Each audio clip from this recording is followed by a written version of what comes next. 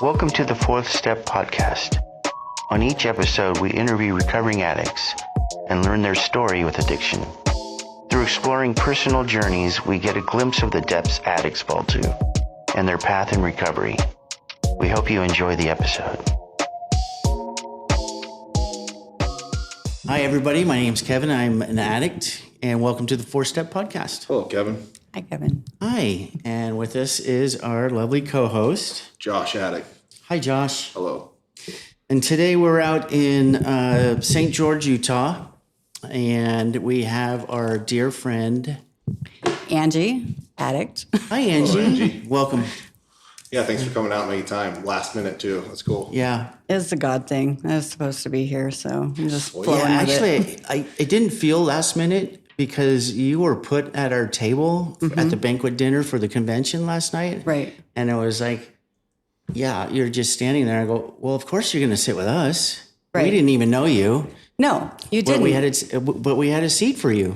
You did. And earlier in the day, Roseanne was trying to get me to you. She kept saying Really? something about this girl I sponsor, Jen, and her husband, and you need to meet him. And there's a podcast. And then the day got really busy, and we never connected. And Really? so I when didn't I even walked know in, that. What a trip. yeah. I had Roseanne. no idea. You sat down at the table and I was like, podcast episode? That's the first thing I was It like, was what? Josh's idea to have you. Yeah, well, I think it was Roseanne's, and she telepathically told you. It's very possible, yeah. Yeah. I mean, I'll give her credit for it. yeah. She deserves it. She's amazing. Yeah, she's definitely a shot caller. Yeah, she In is. a good way. Definitely. All right, so we start out talking about childhood and trauma, kind of like a lot of things that you go through when you were little that looking back now you can correlate that you ended up getting loaded, you know, and sometimes there's stuff in between there. So Yeah.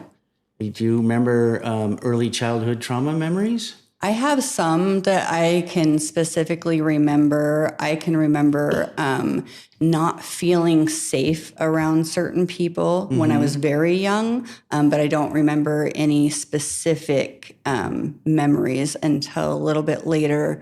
So when I was probably, I want to say around, well, at 8 years old, we moved out to my grandparents' ranch. This is a good place to start. We moved out to my grandparents' ranch. We were living in St. George proper, and then we moved out. It was like the outskirts of Hurricane, and we had 40 acres out there, and my grandparents were there, my aunts and uncles on the first 20 acres, and the second was my great-grandparents and two of my great-uncles. And I remember being told not to go down there and don't spend any time, be careful around those two great-uncles. And I remember the one, he used to... he had a daughter, and he used to, want to take us and go do things, and he would buy us video games, and he bought a Nintendo for us to play, and he would ask me if I wanted a massage or, just weird things.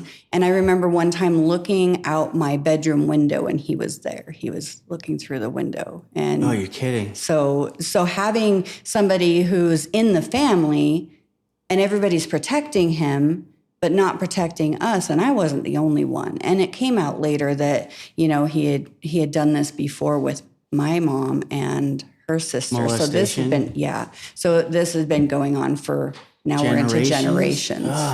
And his daughter, my second cousin, she confided in me that he was molesting her.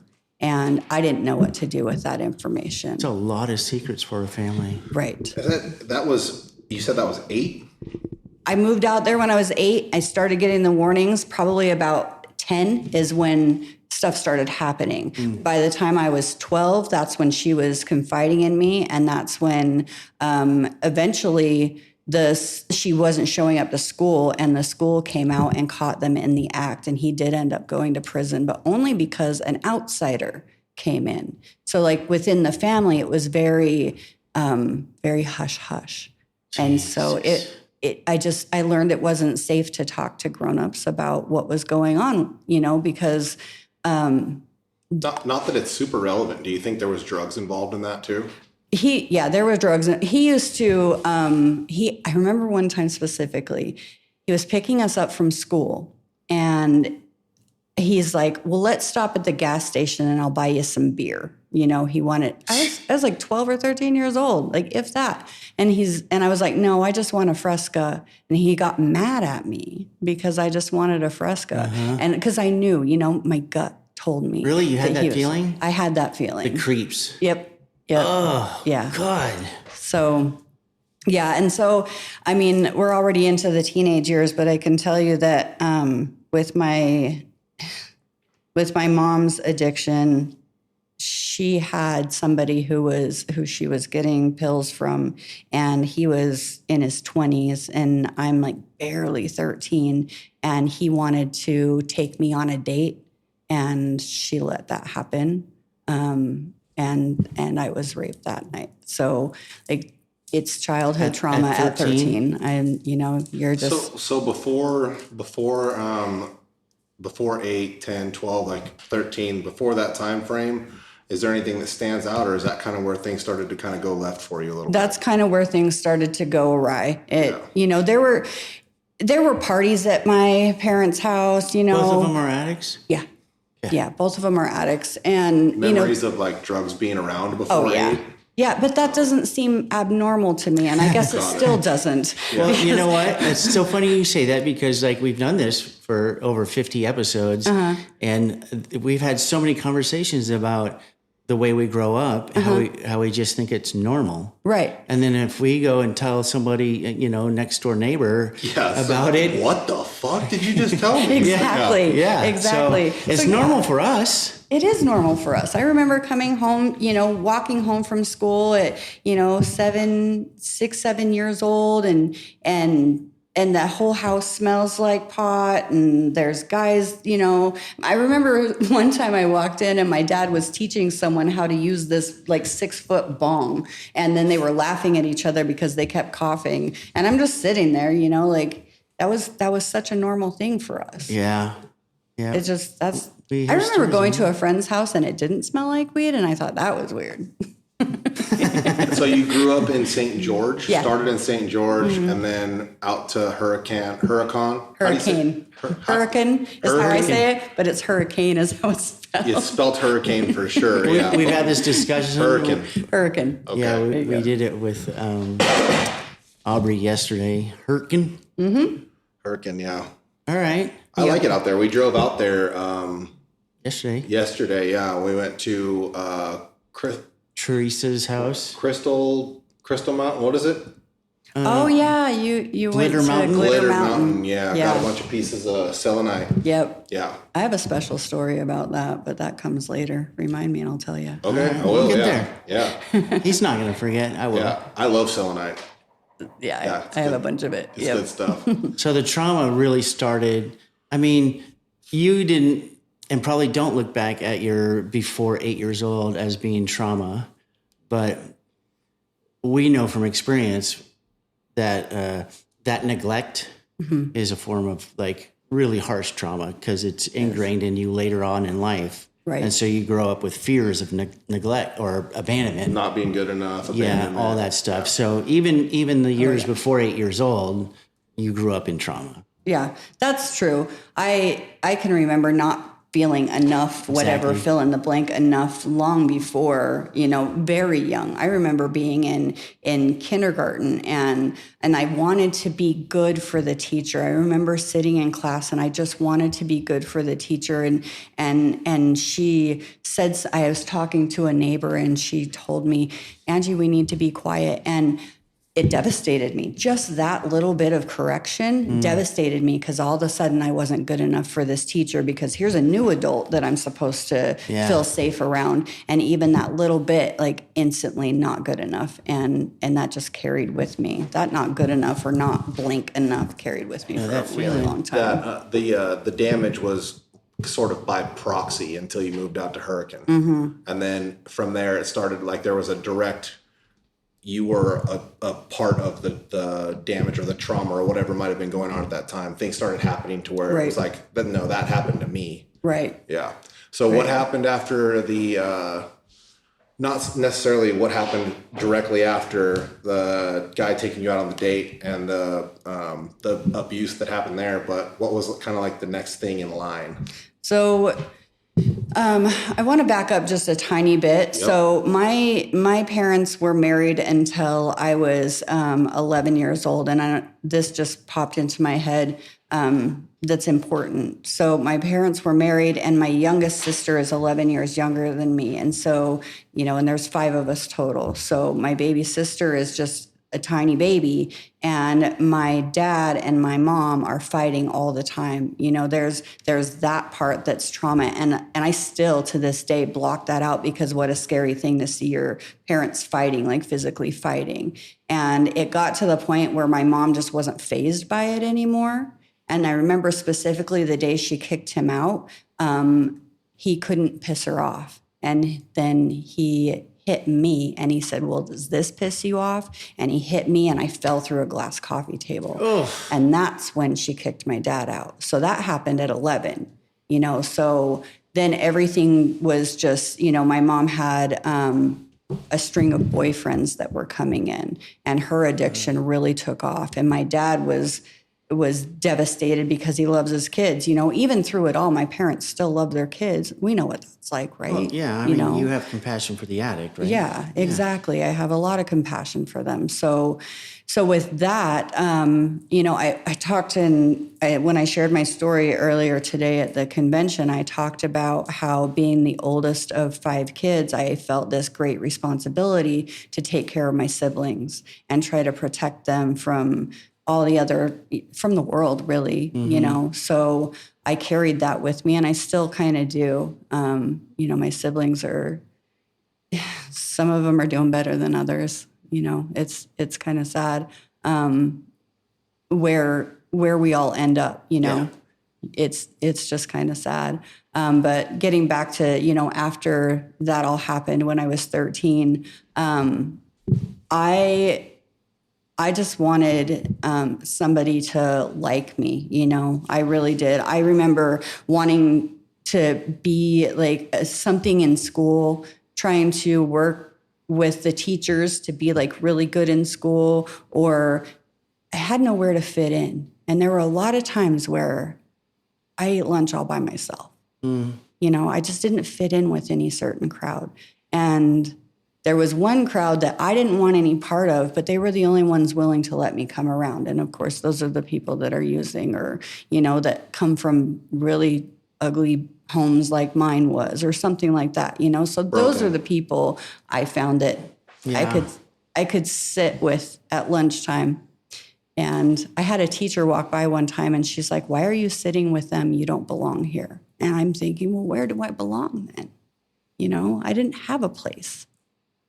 It was just, that sticks out to me. It was scary. It was hard. It was sad.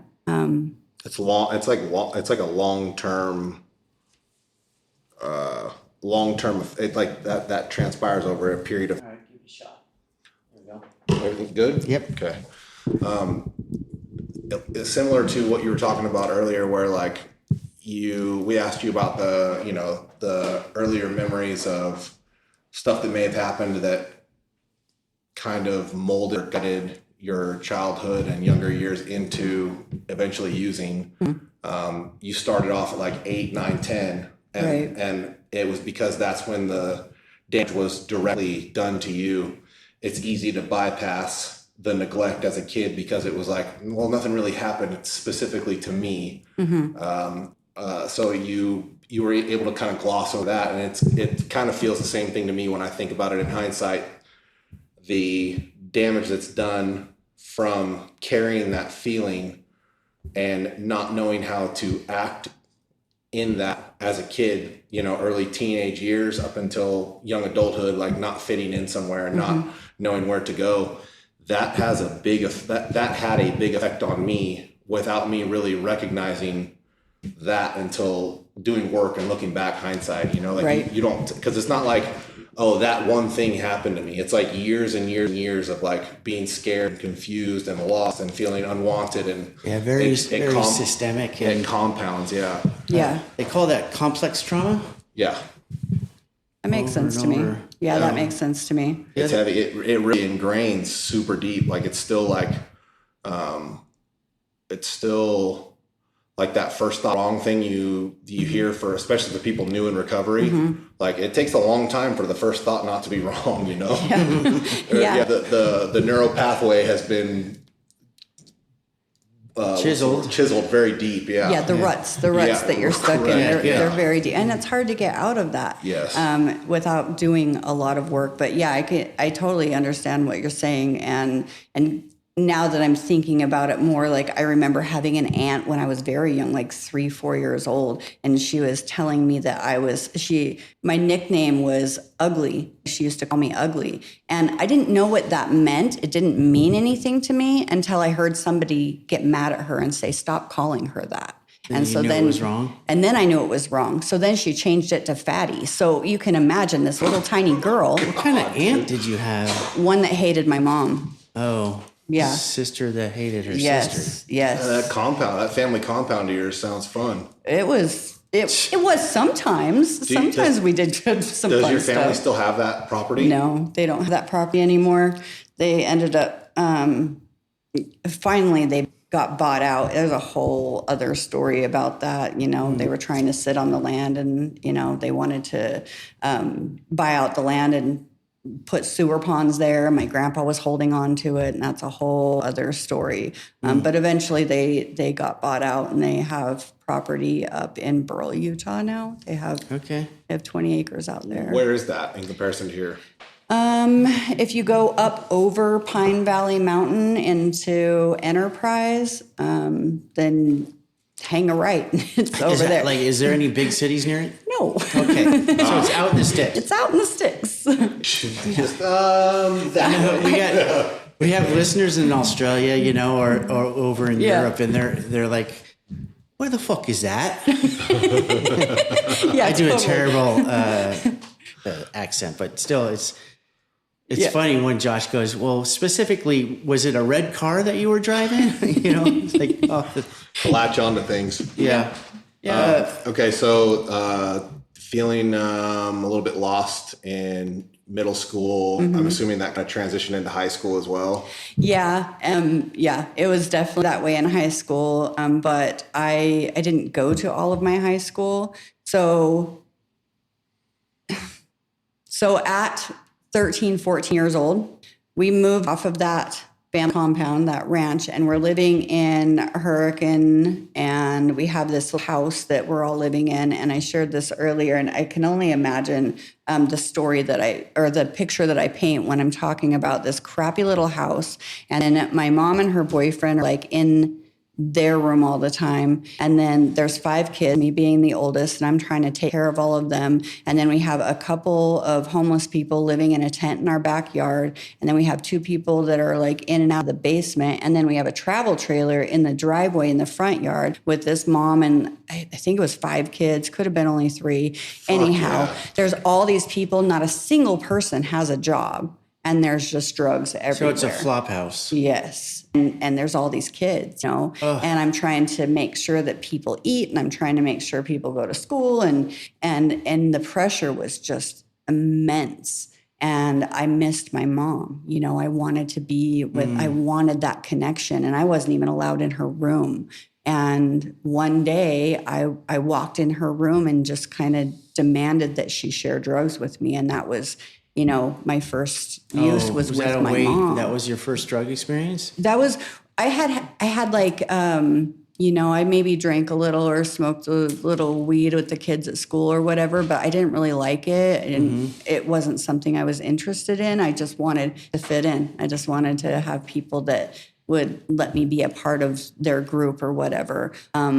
But you know, we were doing the white powders with my mom, you know, so. When you say white powders, just mean any kind of uppers? There was cocaine. Yeah, cocaine and meth. And they had that really nasty yellow crank that went through. I remember that. I remember the taste of it, and it was horrible, but kept using it. Yeah, that stuff is. It was Well, that was my Terrible. jam right there.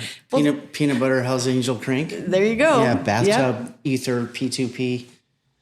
Yeah, Josh Yeah. is just Imagine being 14 and you're just like going for it, It is ugly. It was pretty ugly. So it took off pretty quick from there, I would assume. Yeah. Yeah, because I found escape. I found something that made it so I didn't have to feel whatever I was feeling. It changed how I felt. It was different. Even though I didn't like it, it was different. And I would take different over this constant feeling of Pressure. Yes, pressure and self-hatred. All of a sudden, taking care of everybody wasn't that big of a deal. Yeah. If you even cared anymore. Yeah. I cared, but not nearly as much. And it was sad. It was sad to see, all those kids and what happened. And it was sad that the only way you can bond with your mom is to get loaded. Mm-hmm. Yeah. At that time, that was the only way I bonded with her. That started a pattern for me, and started a pattern where, it was the way that I connected to everybody. Yeah, that makes sense. I mean, we talk about we do what we've been shown, especially by our parents. And you growing up as a kid with party people all over the house. We end up, for the most part, duplicating what we've seen. Right. Yeah. Right. I was listening to, for the first time in a long time today while we were driving, I turned on Linkin Park Hybrid Theory, and there's a song on there called, I don't know what the name of the song is, but there's a song there where they talk about you live what you learn. Yeah. And it's a good song. I was like, it hits hard, people that have clearly been living what they learn. Right. Yeah. Right. So what did it look like when you started using uppers or hard drugs? So what kind of transpired from that point on? You're 13, 14, and now you're spun out. Yeah, and I was spun out. I didn't want to go to school anymore, and I was really good at school. That was one thing. Like, I got really good grades. My reading level was off the charts. I still know math really well, like all of the intellectual academic stuff, really good at. But all of a sudden, that stuff wasn't very important anymore, and it was, guys coming over to the house, and they're much older than me. And I started sleeping around with all these guys that, whoever was there, because I still was just searching for someone to love me. And, looking back, I can see how wrong that is. But at the time, it didn't feel wrong. It felt like, okay, somebody wants me around. Yeah. I mean, you were raped at 13? Yeah. Yeah. By your mom setting you up. Basically, yeah. So you're going into relationships like that with that knowledge in your head. Right. It's not going to end well. Definitely not going to end well. Definitely not going to end well. Eventually, I had this one guy that started coming around, and he showed an interest in me, and I started leaving the house and going out these big bonfire parties, or we called them keggers, and we'd get did too. Yeah, we'd get a keg and go out into the mountains and drink and just have a good time or whatever. And I had this one guy that kind of, stuck by me. And then he was very attractive to me because he was like a bad, he had all these felonies, and he was stealing guns, and he was doing all of this stuff. And what I saw, after doing some work, what I saw in that was someone that could protect me, because he was a tough guy. And so if I was on his good side and he was claiming me as his girlfriend, nobody could get me. And that's kind of how that was. Still 13? I was 15, 16. Okay. 15, 16 by then. Yeah. So I spent a few teenage years down the road, spun out and drinking and being crazy and still trying to take care of my siblings, but not doing a very good job more. Did you drop out of school? Yeah. So when my youngest sister was supposed to go to kindergarten, my mom wouldn't take her. She missed her first day of kindergarten and then the second day, and my mom didn't want to take her. And so it became my responsibility to make sure that my baby sister went to school. And so I couldn't manage everything anymore. And so school went, I ended up dropping out of school. Later on, I went back, but it's, at that time, it was it was sad to me. It was something that I liked that I was giving up, but it was either the drugs or taking care of siblings or school. And of course, we all know how hard we protect our addiction. That's the most important thing. We hold it so close. You just told me one of your resentments, and we'll get to that. But you just said that you loved school and it was taken away from you. Yeah. Yeah. We'll get to that one. Yeah, it was taken away from me.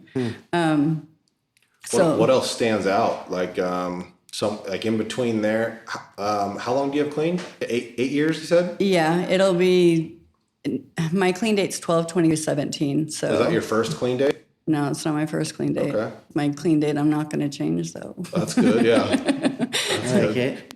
Yeah, that's a It's good the attitude. last clean date you'll It's my ever last have. clean date. Yep. So, how long did you keep this up? Like, how long did this last? So it lasted until that guy and I ran away together. He saved me from this house, and I left with him when I was, 16 years old, and we ran away together, and we went up to From Hurricane? From Hurricane, we went up to a little tiny town called Paraguna that is north of Cedar City. And his mom lived there with his younger siblings. He's the oldest too.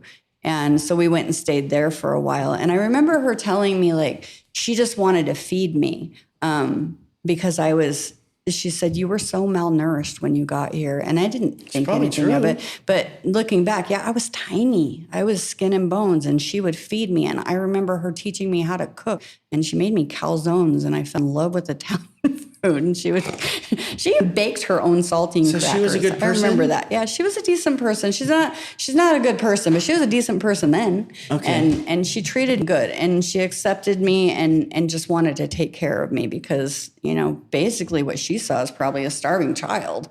And so I ended up going there. I cleaned up for a while, and then we went up and got this job where we were herding sheep up on the mountains. I mean, you can only imagine. I'm 17 years old now.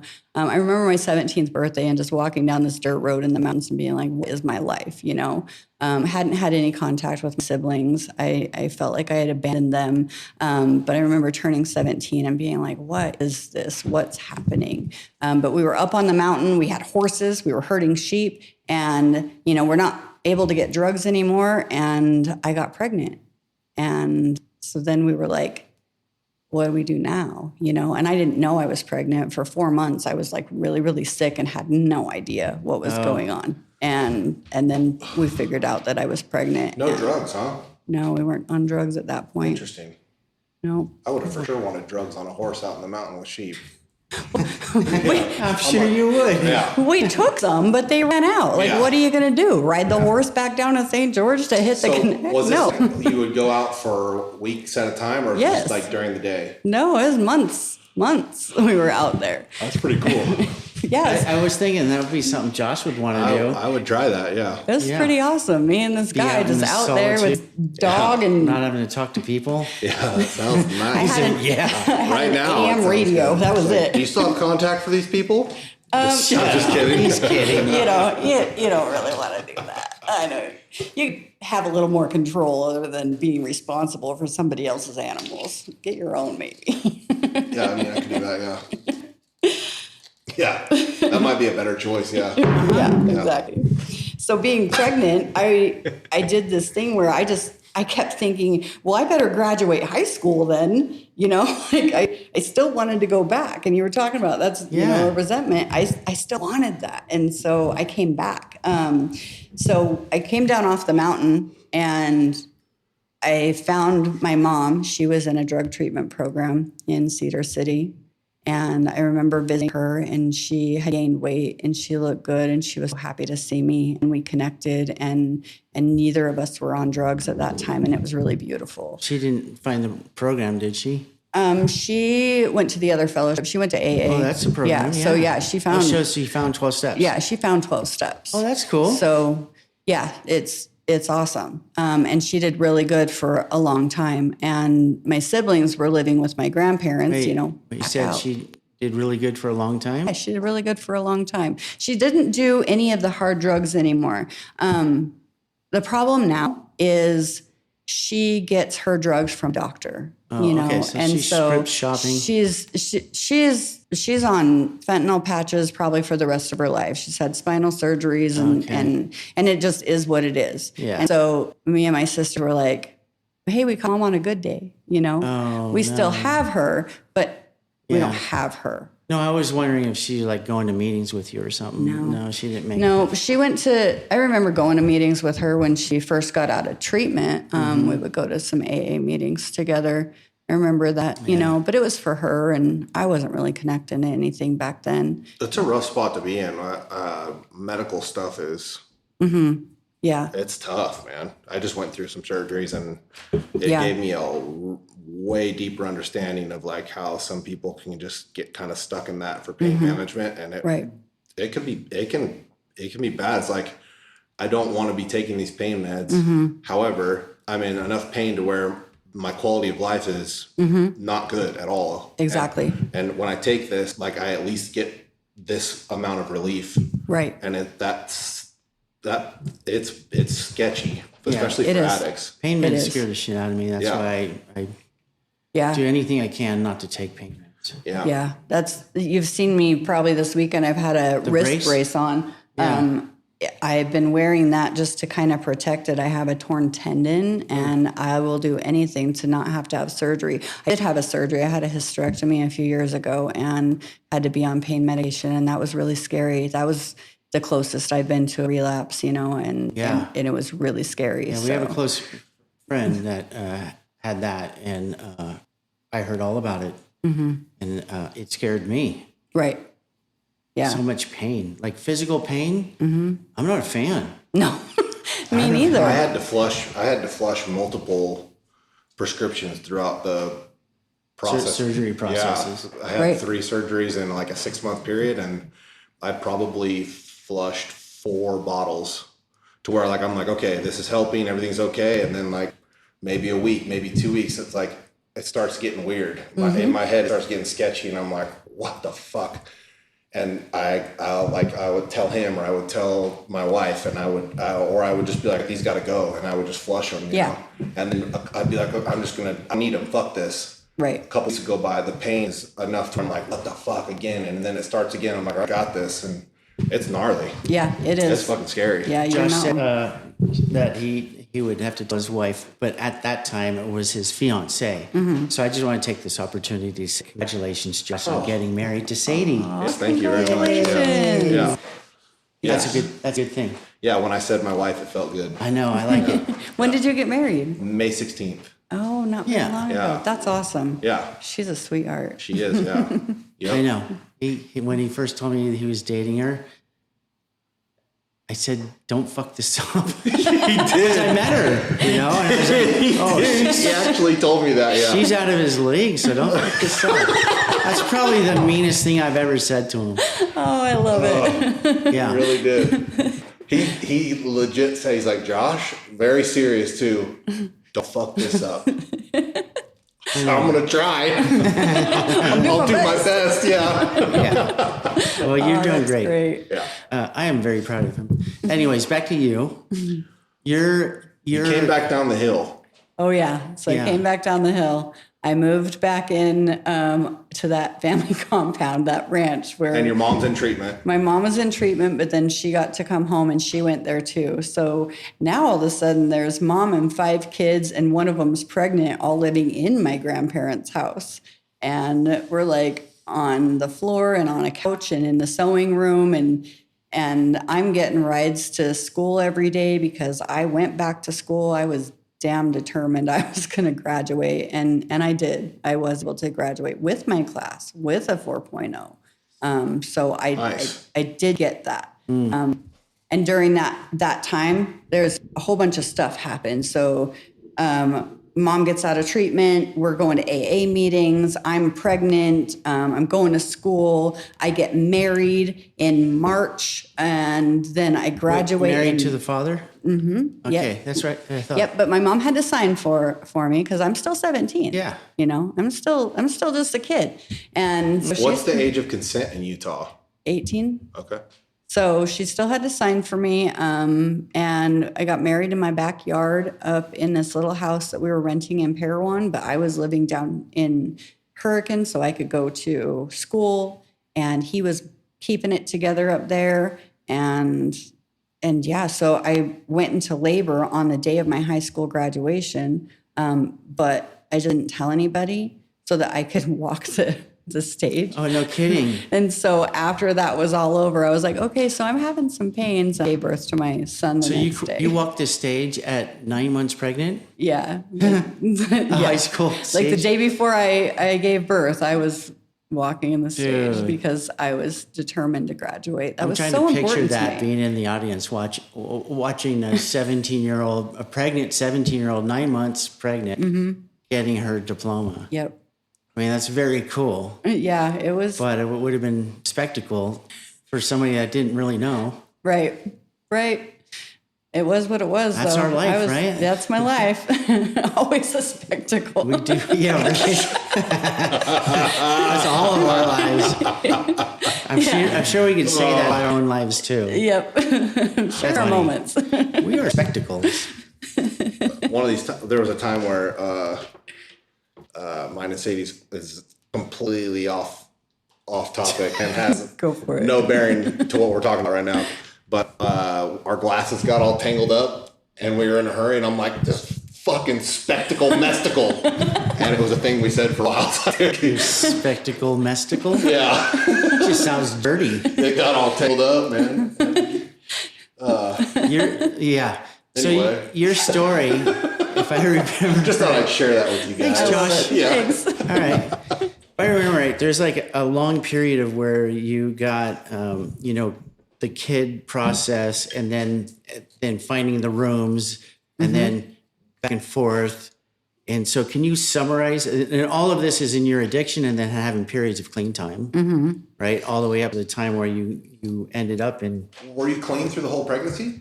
I had used a little bit during the beginning of it, and once we figured out like the dates, but I was clean for the majority of my pregnancy. Yeah. And then I was completely clean for my second son too. The whole pregnancy I was clean. So were you going somewhere specific? Did you? Well, I was going to say, you were like ending at you getting married, having your kid at 17, and then what was that progression? How fast was that progression until you hit that first NA meeting? So it was a little while, but it was so. I mean, I'm tongue-tied because there's a little bit of stuff that I need to share how I ended up in NA. Yeah, do so my husband had gotten in trouble and he had to go to treatment. So he ended up going to the same treatment center that my mom had gone to, and he graduated. And so then, there were still some meetings going on. Very few NA meetings were going on. But I did go to a couple with him. But again, I wasn't going for myself. Yeah. I was going for him. And before I was going to the AA meetings for my mom, I still had never gone to a meeting for myself until way later. But I knew what they were, it wasn't like it was this weird thing where you hear stories where people are like, I had no idea that these meetings existed. I knew they existed. I just didn't utilize them or think they pertained to me because I didn't recognize Well, you weren't that. an addict yet. I wasn't an addict. Everybody else was an addict. I was a codependent mess that just used to be with them. That's kind of how exactly. I hear you. So after I got pregnant with the second son, and then after he was born, my dad came to live with us. And he was homeless. And my mom liked the uppers and painkillers. My dad was downers. Like, yeah. How did your dad come to live with you? I mean, he was homeless. But you were out of touch with him, right? Yeah, we were out of touch. But He found me. He was at my wedding, so he knew where I was. Okay. And then he ended up getting a hold of us. And after my parents' divorce, my dad was a mess. He never really fully recovered from that. My dad was a mess. That's pretty sad. And yeah, he had a girlfriend that he lived with for a little while, and she was all right. I liked her. But he was back and forth between Southern Utah and the streets of Salt Lake City. And one time he went out to live with my aunt when she lived in New York, and, cleaned out there. And that was, I get to hear, I'm really close to my aunt. I get to hear about how he was then. Yeah. Not the mean aunt. No, not the mean aunt. This aunt, the great, the wonderful person in my life. She's so special to me. I take care of her a lot. And I'll continue to do that. She's an amazing person. She's not a blood aunt. She was my mom's best friend. All right. And sometimes so I've called her my aunt my whole life, and it'll never change. So yeah, very, very cool relationship that I have with her. But she gets to tell me about, my dad and all these great memories that she gets to share with me. So I get to see a part of my dad that I didn't get to see at that time in my life. But before all that happened, he did come to my house, and he was using, and I repeated that pattern. I wanted to be connected to my dad, and so I started using with my dad. And then you're living, just to clarify, you're living in the house up in the mountains? It wasn't in the mountain, just north of Cedar City. Just north of Cedar. So that house was up in Paraguna. There's a house closer to Cedar, or a city closer to Cedar called Parowan. Okay. And that's where we were living. Okay. So after I had the baby and graduated and all of that stuff, I moved up there, and I was lonely.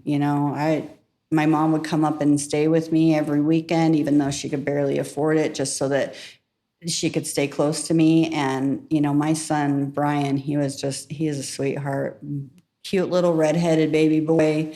And, he had fire attitude, and he was really hard for me to handle being that young, but I loved him so much. And I love all my kids. But I felt like I was kind of growing up with him because I was so young.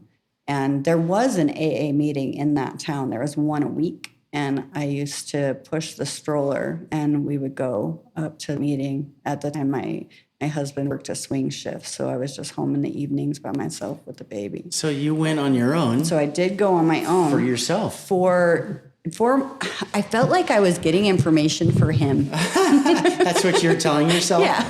Oh. Yeah. So I was going. Good codependent. Yeah. A really good codependent. She's doing research. Yeah. I was doing research on. You should really come to this meeting. Yeah. There's some people there that might help you. Yes. Exactly. You're not alone. Trust me. We've heard this one. So your dad showed back up. You ended up getting loaded with your dad. Was there like a long period of time between then and maybe rock bottom or getting clean?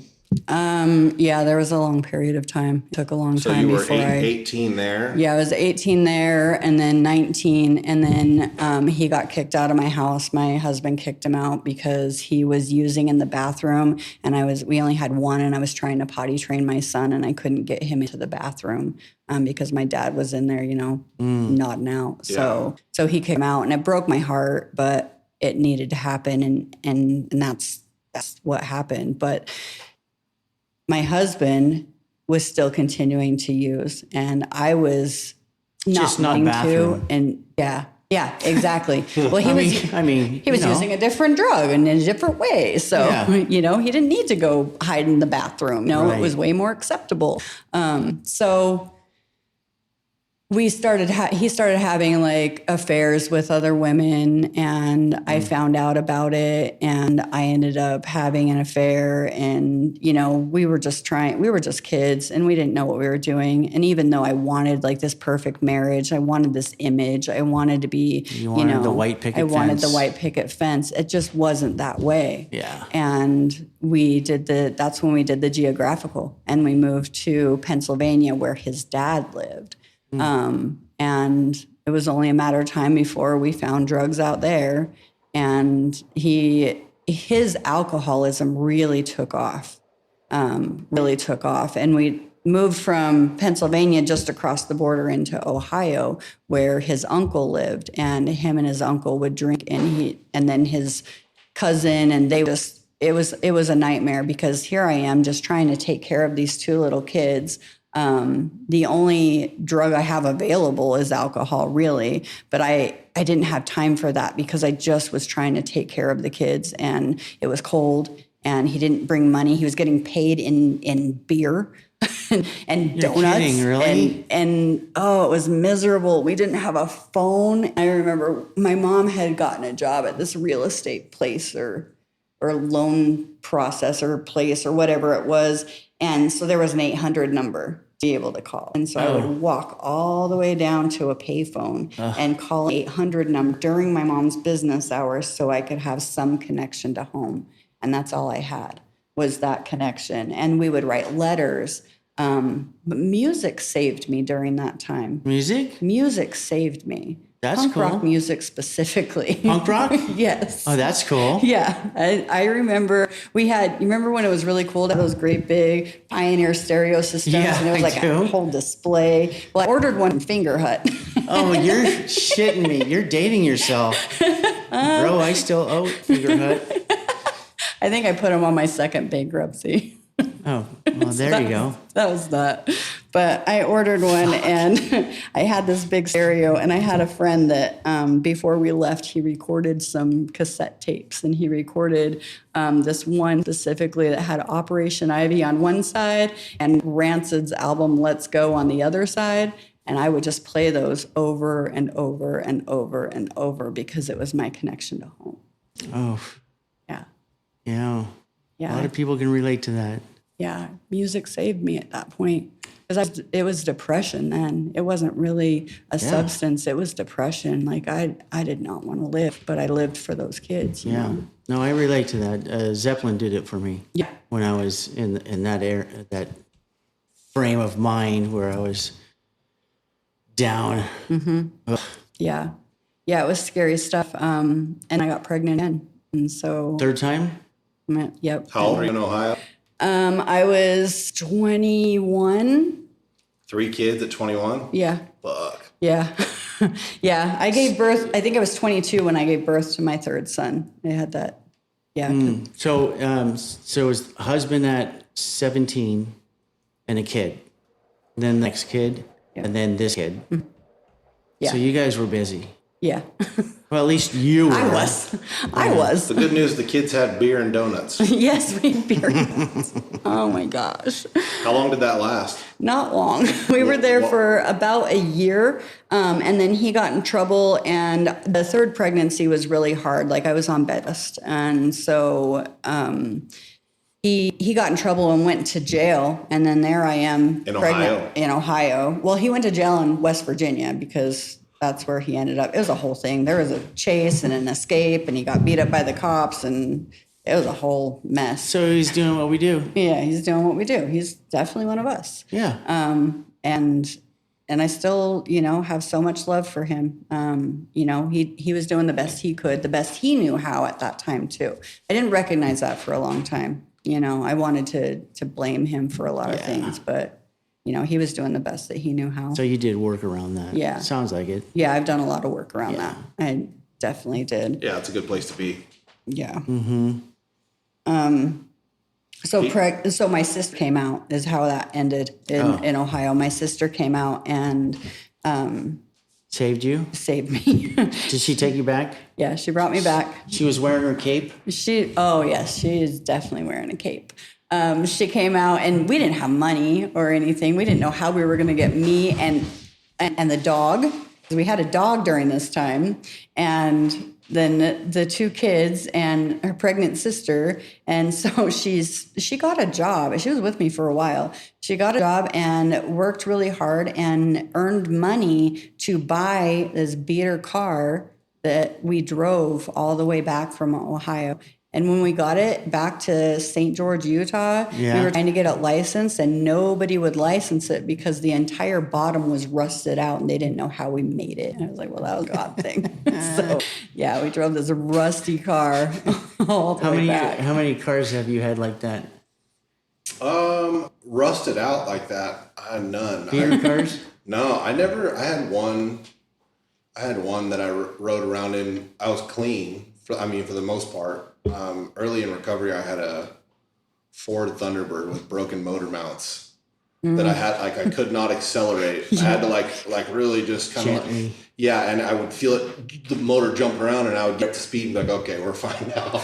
Yep. But no, I had one car that I ran into the ground. Yeah. I just think it's funny, like tons of stories about their first car or the cars that we have in Yes. in addiction, and I say a lot of them are where we slept. Yeah. You know, Yeah. sleeping in cars is normal. Yeah, Everybody does that. By the end of my addiction, I lived in a Suburban that only worked in reverse. So That's tight. I love that. My a good car, one. That was my car home. got stolen one time, and I got that car back. Like I found out that it where it was. I went and got the car back, and then had that until close to the end. Oh, Close to the end. I mean, I jumped it. All the handles were missing because the car would be locked, and I'd try to open the door, and I just He-Man the handle right off. shit. oh Yeah. man. Just got to open them all from the inside. Angie's got a story for us about driving off a cliff. Oh, You can tell yeah. that later. Okay. Yeah. So you make it back to St. George, Yep. and what happens now? So I go to stay with my mom, and she was doing really well. Still on the compound? No, she bought a house out in Diamond Valley. So really nice house. And she had a boyfriend that lived in the lot like right behind her. And they got really involved in, have you guys heard of BACA, Bikers Against Child Abuse? Yeah. So they got really involved in BACA, and she was the treasurer and he was the president of the Southern Utah group. No kidding. And so they got to really show up for kids, and that gave her a lot of purpose. And I think it kind of mended her a little bit, being able to show up for kids. And Yeah, maybe go to her court. way of making amends, living amends. A living amends to, Yeah. to kids. I mean, it's yeah. a pretty cool organization. They find out through different channels about certain kids being abused, and so a couple instances I know of, they'll show up at like 3:00 at a school when the parent's supposed to come pick them up, and they'll have a talk with the parents, or they won't let them pick the kid up because the abuse is so, and they get the cops involved. Yeah, they do. They work really well with the law enforcement, and That's pretty cool. There's It is good. times when they will go to court, like when a child has to testify against a parent, And protect and them. the whole group will show up in their leathers and sit there so that kid knows that they're safe while they're telling Yeah, their it's a story. pretty cool It's a club. really cool organization. Yeah. So at that time, she was really involved in that, and that was awesome. And I was living there with, that's where I lived when I had my third son, and then by then the husband had gotten out of jail and he came back. So he was actually present for all three kids. He was there. Okay. I hear a lot of stories about, dads that wish they were there but weren't able to, but he was there. And I have a lot of respect for that. He showed up and he was there when I gave birth to all three kids. He didn't know how to really support me in motherhood for life. outside of that, or show up for life. But he loves his boys. That never stopped, regardless of He was just whatever in the happened. grips. He was right? just So exactly. are you clean at this point? I was clean.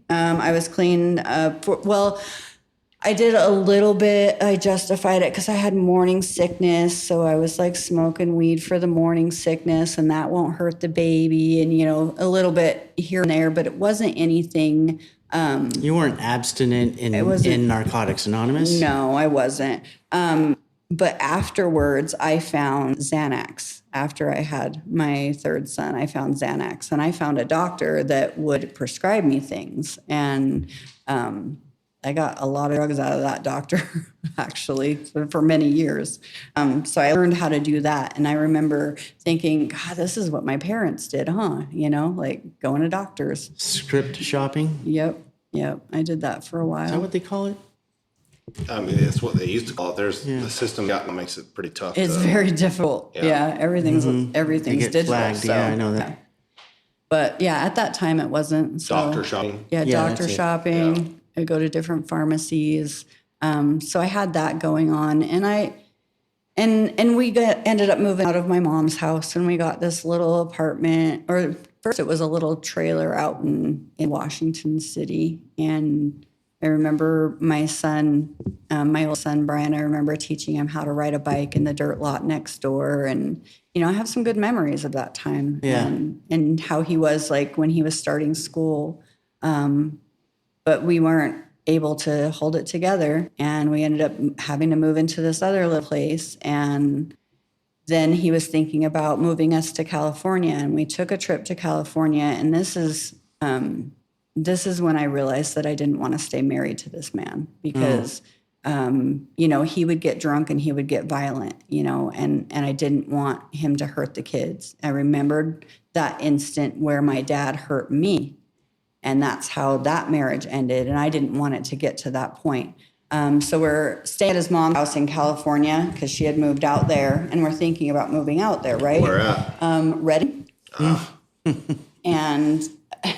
And so we're in this room, and we have the kids are all in like sleeping bags on the floor, and they're asleep. And I went in there to check on them, and I turn around, and he was really out of it. And she had this bow and arrow up on the wall, and he pulled a compound bow, and he grabbed it off the wall, and he put an arrow in and pulled it back, and he held it like 2 inches from my forehead.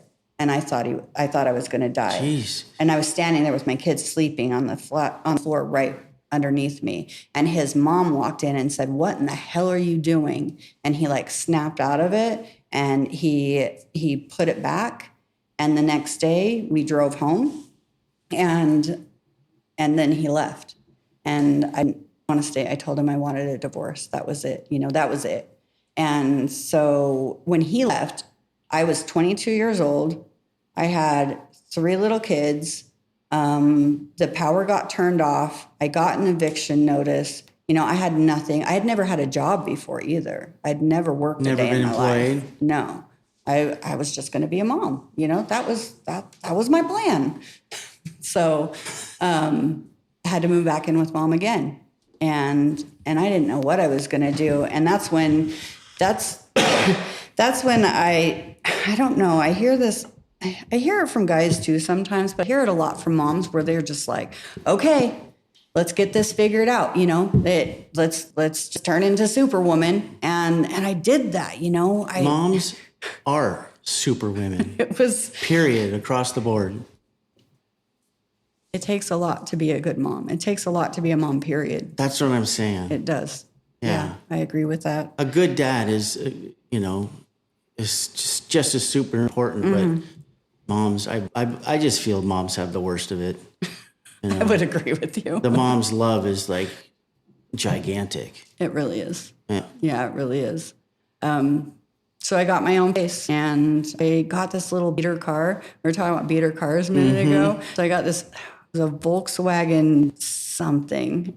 I can't think of it. Fox. Is that a thing? Volkswagen Fox or something? Rabbit? Nope, it wasn't a Rabbit.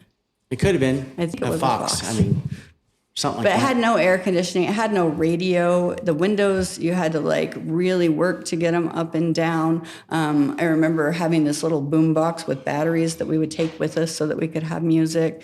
So just a regular tweaker car. Yeah.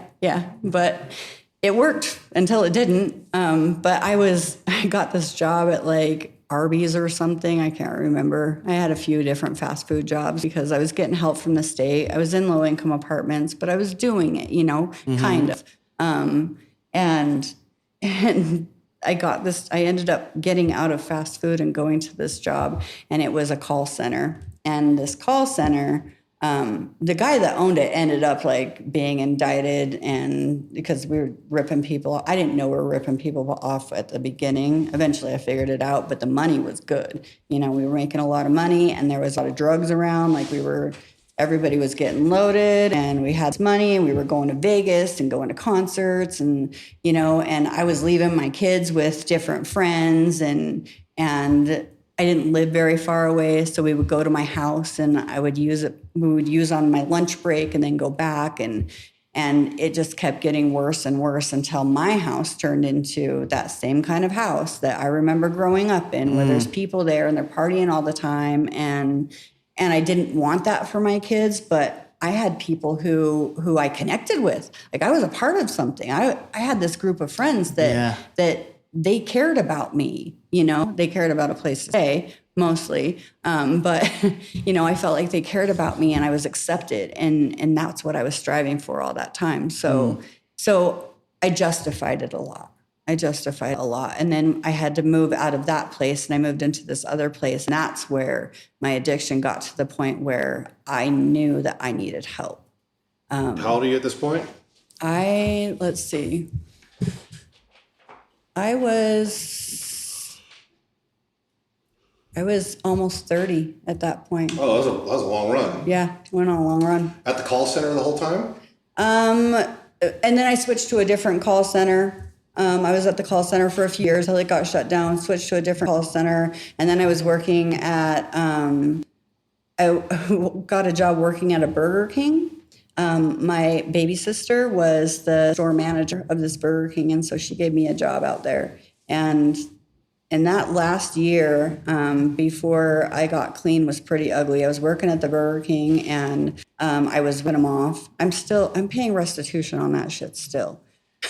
Like, you know, because it is what it is. I didn't pay it for a really long time, so it accrued like all this interest. So in January, I was like, I'm just going to do this. I'm going to make this financial amends because it needs to be done. How much was it? How much did you owe after all the interest? Almost $9,000. That's significant. It was. It's still significant. That's a lot of Burger King. Yeah. What were you stealing? I'd ring up an order and the kitchen would make it, and then they would pay me, and then I delete it out of the system like I wasn't going to get caught. Oh, got it. Yeah. My sister I did that with scratchers. Yeah? Yeah, I did fake payouts on scratchers. I worked at a Chevron. I would bring up a payout, and then there would be no ticket that matched the payout, and I would just take cash out of the register. It took me like, I did consciously knowing did crank for the first time with a coworker at that Chevron, and that day I started stealing money out of the register.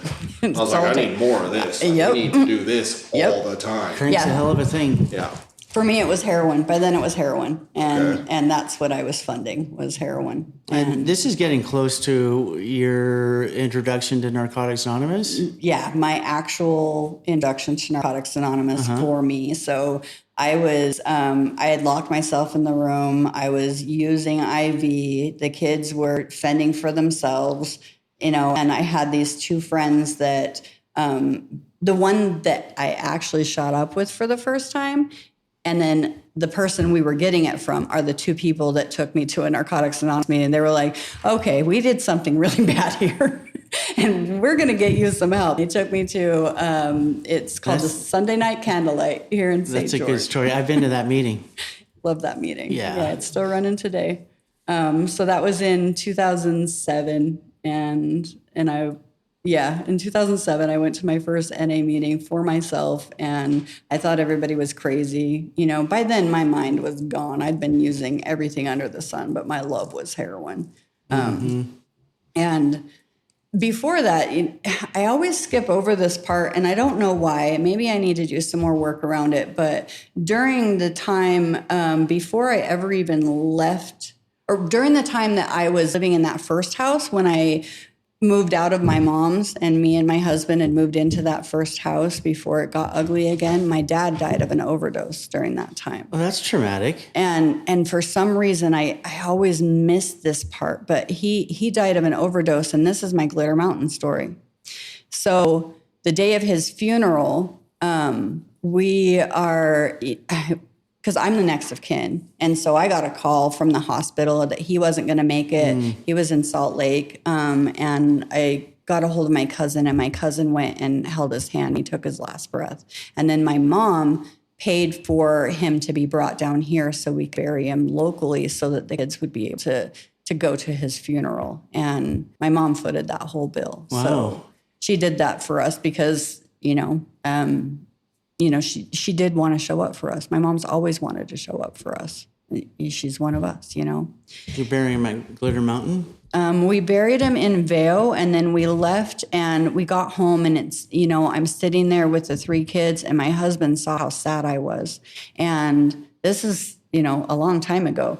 And we go out driving. He put us all in the truck and he's like, let's just go. Let's just go let's just go out into the wilderness. And we drove and drove and drove. And this was before Glitter Mountain was ever called Glitter Mountain. Really? It was just all of a sudden he's like, let's get out right here. And I got out and I hiked a little ways and I walked down, and all of a sudden I walked down and I was like, oh my God. And the floor, it looks nothing like it used to. I was there before everybody started taking selenite. Before there was an excavator. It was like a crystal cave, but no top. It was just like this huge dip in the earth. And underneath the floor and all of the walls, I was just surrounded by selenite, and I just got to sit there and feel that energy. And that's so sick. it was so That's amazing. one of his favorite what is Crystals. Crystals, yeah. Yeah. It is my favorite. It was so powerful, and I felt like I just kind of made peace. And I was like, I something inside of me healed. And of course, there's selenite pieces all around. And so we picked up some and we ended up going home with some. And I still have that same selenite today. I still have No pieces. kidding, you kept it? Yeah. That's cool. That means how a lot. it survived through my addiction is wild. That is pretty cool. But I still have it. It sits in my kitchen windowsill. So I get to see it all the time. But I picked it up the day of my dad's funeral. So that represents your dad for you? Yeah. That's cool. Yeah. So That's pretty cool.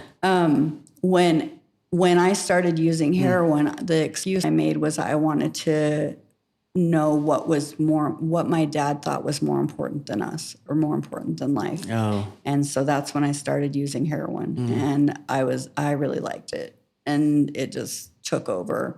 And you have 3 kids. Was there, between that point until the last time you got loaded, what was that stretch like? I mean, you had kids, so you went to meetings and then got loaded, went to meetings, got loaded. Yeah, I was going to meetings and I wasn't putting any time together. And then I remember trying to get my kids to school, and they got kicked out of this school. So I was trying to get them to this other school. And I had this meeting with the principal. And when I went to the school with my kid, and I'm sitting next to my son, and the principal of the school was actually my first grade teacher. And I'm seeing her, and she recognized me, and she recognized that there was a problem. And she called, Child Protective Services, as she should have. Right. This is 30. Yeah. Okay. Yeah. And I got a hold of my sister, that sister that saved me when I was in Ohio. Sister with the cape. Sister with the cape. And she, Super sister. Yeah, she was married and had 2 kids of her own, and she lived out in Leeds, and she agreed to take my 3 sons. And wow. Instead of CPS taking them. and it was all in, Huge. like CPS was involved. She had to take classes and Yeah. But they allowed her to keep them while I Tried to get your shit together. tried to get my shit together, and it took a minute. I had a suicide attempt in there. I ended up in BMed. I ended up going to my first treatment program from BMed, and then leaving it. What's Well, this is BMed? 2007 you're talking Yeah, about. yeah. So you BMed you is like 8 the years? psych ward in the hospital. Okay. Yeah. So 8 years. So you didn't clean for 10 years. exactly. Okay. Yeah, that's where I'm going with this. Yeah. So I went to my first treatment center and then left, and then spent like 7 months running, and I got, so today's June 14th. It is the 19th anniversary since my worst overdose, where I woke up in a hospital. And when I woke up in the hospital, this was back when Narcan was invented, but it wasn't like readily available, and they had to do it IV. So they were trying to get an IV on me, and my veins were so gone that I had somebody working on my leg 2 people working on my arms and 1 person working on my neck. And I woke up to a doctor Trying to find a saying, vein. trying to get a vein so they could get this medicine in me that was going to bring me back. And I woke up to the doctor going, I got her neck. And that's what I woke up to. And all of a sudden I had this horrific headache. And the person that brought me to the hospital he was crying, and I could hear him crying. And I remember the doctor yelling at me, do you hear that? That's what you're doing, is you're breaking everybody's heart because you can't stop using. And I was just like, you don't know me, you know? That doctor knows you. Fuck you, I have a headache. Why did you bring me back? He's probably seen like hundreds of you. Yep, exactly. I couldn't even get out of the parking lot before I was using again. Couldn't even get out of the parking lot. And I didn't want to use and couldn't stop. And so I went to my dad's grave, and I remember like just sobbing and asking my dad to help me and asking God to help me. And I went to jail the next day and spent. Oh, you asked God for help. I asked God for help. And he sent it. Exactly. So I went to jail the next day. And I ended up getting into the family drug court program. And I had this really cool, my kids had this really cool caseworker who just had the biggest heart, and she just loved my boys. And I met her, and she could see in me that I wanted to be a good mom. Yeah. And so I got this like one last chance to go back to that treatment center. And this is the same one that my mom went to and my husband went to, and now I'm going to, you know, and I graduated. And when I graduated that treatment center, by then had gone to lots of AA and NA meetings. And that was in Cedar City, so I came to St. George, and I fell in love with Narcotics Anonymous. I was here when a lot of the meetings were first coming up. I was here when the noon meeting started. So there's a meeting at the Alano Club that's at noon, 5 days a week. I remember when that started. And I remember going to that meeting and sitting at this table and talking to Roseanne and just being like a part of this thing that was like blossoming in St. George. And I loved it. And I didn't get in any trouble with drug court. So I got my kids back. And when I first got them back, I was renting 2 rooms from this man that had Alzheimer's because it's the only place I could get. And I was working at a clothing store in the mall, and they gave the kids. He's like, who are you? Literally. I'm renting your rooms. Like, no, you're not. Yeah. Who am I? He would spray paint everything orange so that he knew it was his. Oh, that was wild. It was so great. My kids still remember. He would go around the neighborhood and check everybody's mail for them. They did not appreciate it. So, but yeah, it was wild. And I didn't have a car. And Narcotics Anonymous took care of me. There's a lady that gave me a van. And I was on a waiting list for... We like vans. Yeah. And the door wouldn't stay open. I'd have to have a kid like holding the door when we're driving down the road. But damn it, I was finally able to get to work and get them to school and stuff. So we were dealing with it. Yeah, it worked. Vans today are much nicer. Much nicer. They have doors that open on both sides. Yeah, automatically. Exactly. It's wild now.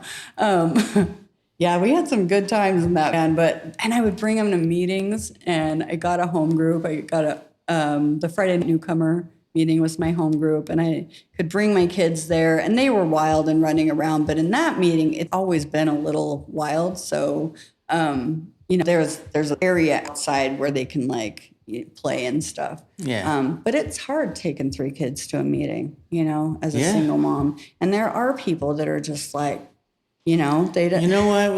There's people that roll their eyes, and then there's people that step up. And Exactly. I've seen dads say, "I'll go sit in the hallway with your kids." Right. Or moms do it. Yep. And that happened. That People happened that for me. understand it more, Yeah.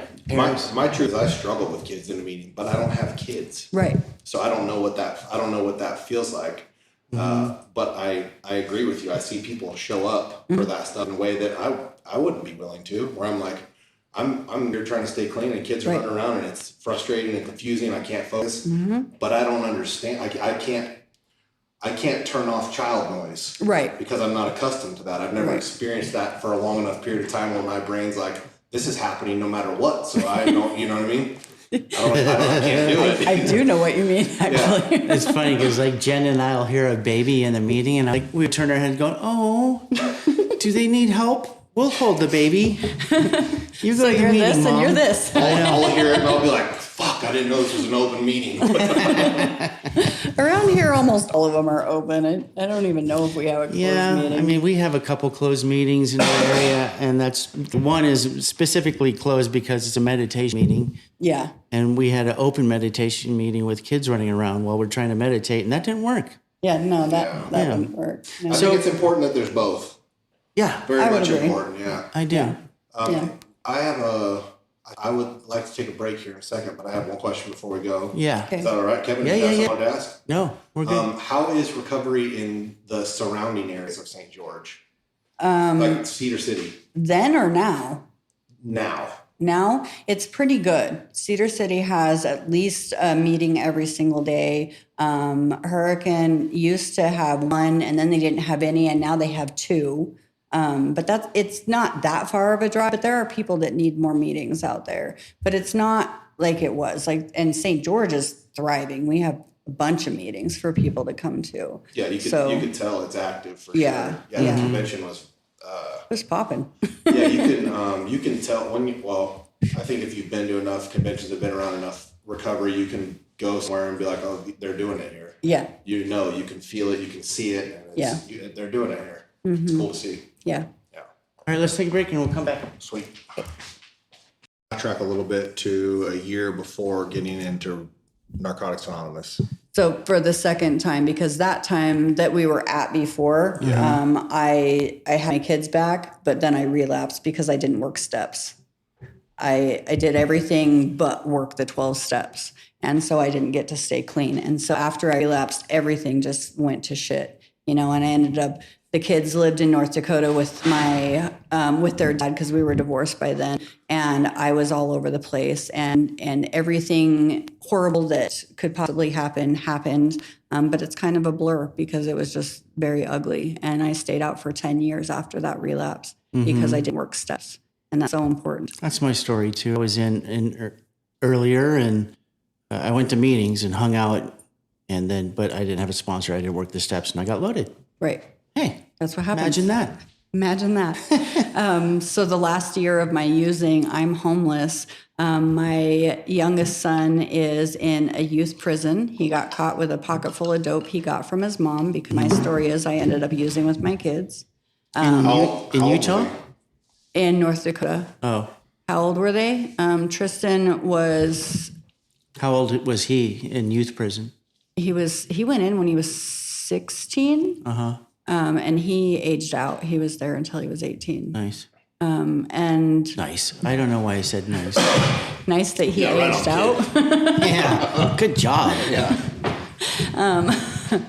And Caden, my middle son, he was just like me. He was running around homeless, but he was, I don't know. When Tristan went in when he was 16, but we'd been using together long before that, And my oldest son, he was a diesel mechanic, and he worked for a trucking company up in North Dakota. And so all of them were there. I was in St. George, and I was homeless, and I'd been homeless, and all I had was that Suburban that only worked in reverse. And I would park it somewhere, and I'd be living out of it. And then the cops would come and say I had to move it. And so I would move it and, stay somewhere else. And it was just really, really ugly. And I couldn't stay out of jail. And I didn't want to keep using anymore. I was so tired by then. Sick and tired. Just sick so and tired. tired. And I wasn't willing to come back to Narcotics Anonymous. I wanted somebody to come save me, I guess. I don't know. Where was your sister with the cape by now? She wasn't even speaking to me anymore. Oh, Yeah. well, you blame her? Yeah, no. I wasn't in contact with any of my family by then. I hadn't spoken to any of my family in years. The only person who knew where I was at any given time that I was locked up was my baby sister's husband, because he is now a sergeant out at the jail, the local jail. Okay. So when I was in jail, they would know I was in jail because he could let them know. But I got out of jail in February of 2017 and found out that my children's father had died in a house fire. And that wrecked me because I knew that I needed to be there for my kids and I couldn't stop using. And I tried so hard, but I never came back to NA, and I keep thinking, and all the coulda, woulda, shouldas, if I would have just done that. But I didn't. That's not my story, not at that time. And I got a call that my middle son was doing really bad. They were scared that he was going to die. And so I went to North Dakota and I got him and brought him to come be homeless with me down here. And then we were using together and it was really ugly. And then later that year in the end of August and into September, I went back to North Dakota and I spent time with my oldest son. I was there for like 2.5 weeks. And I was sick, I was withdrawing it, but the other son was still here. Yeah, he was here. He was kind of on the streets and staying with this girl at that time. Youngest son still in prison. My oldest son, I got to see him. I got to go through some family photos, and we got to spend time together. And looking back, I can see my higher power's hand in all of that, being able to spend time with him. And then I came back down to St. George, and I got to a point where it's November and it's getting cold, and me and my little son are still using, and we're in this house and we're fighting over the last bit of drugs because we both didn't want to be sick. And I couldn't do it anymore. And so I left. And I left him there, and I was trying to get to we have something called the Southwest Behavioral Health Center. And that's where you got to go to do an orientation to start the process of getting into a drug court program or something like that. So I went there thinking I was going to do this orientation. Well, I got drugs along the way and got there late. And I ended up in a group that I wasn't even a part of, but I'm sitting in this group and with other addicts, and I'm crying. And then I felt like I was safe for just a little bit of time. And then the group ends and I walk out and I'm like, I'm not going back to that house.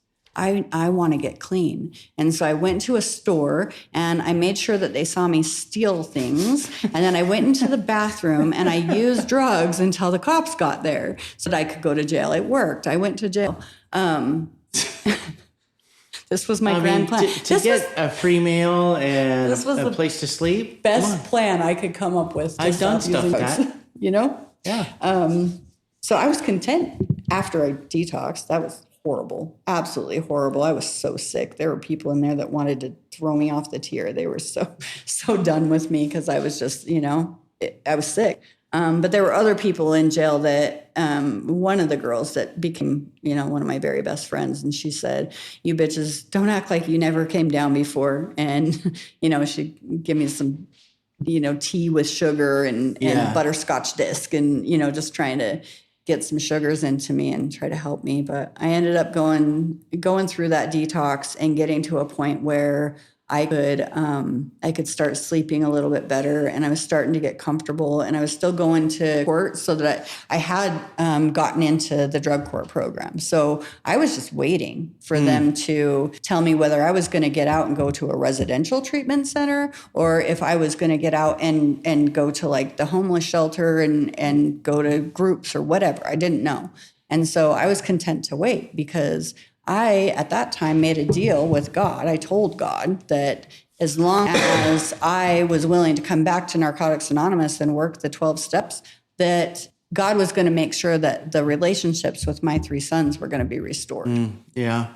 So I made that deal. I don't know that God ever agreed to it, but that was the deal. And then December 1st rolled around.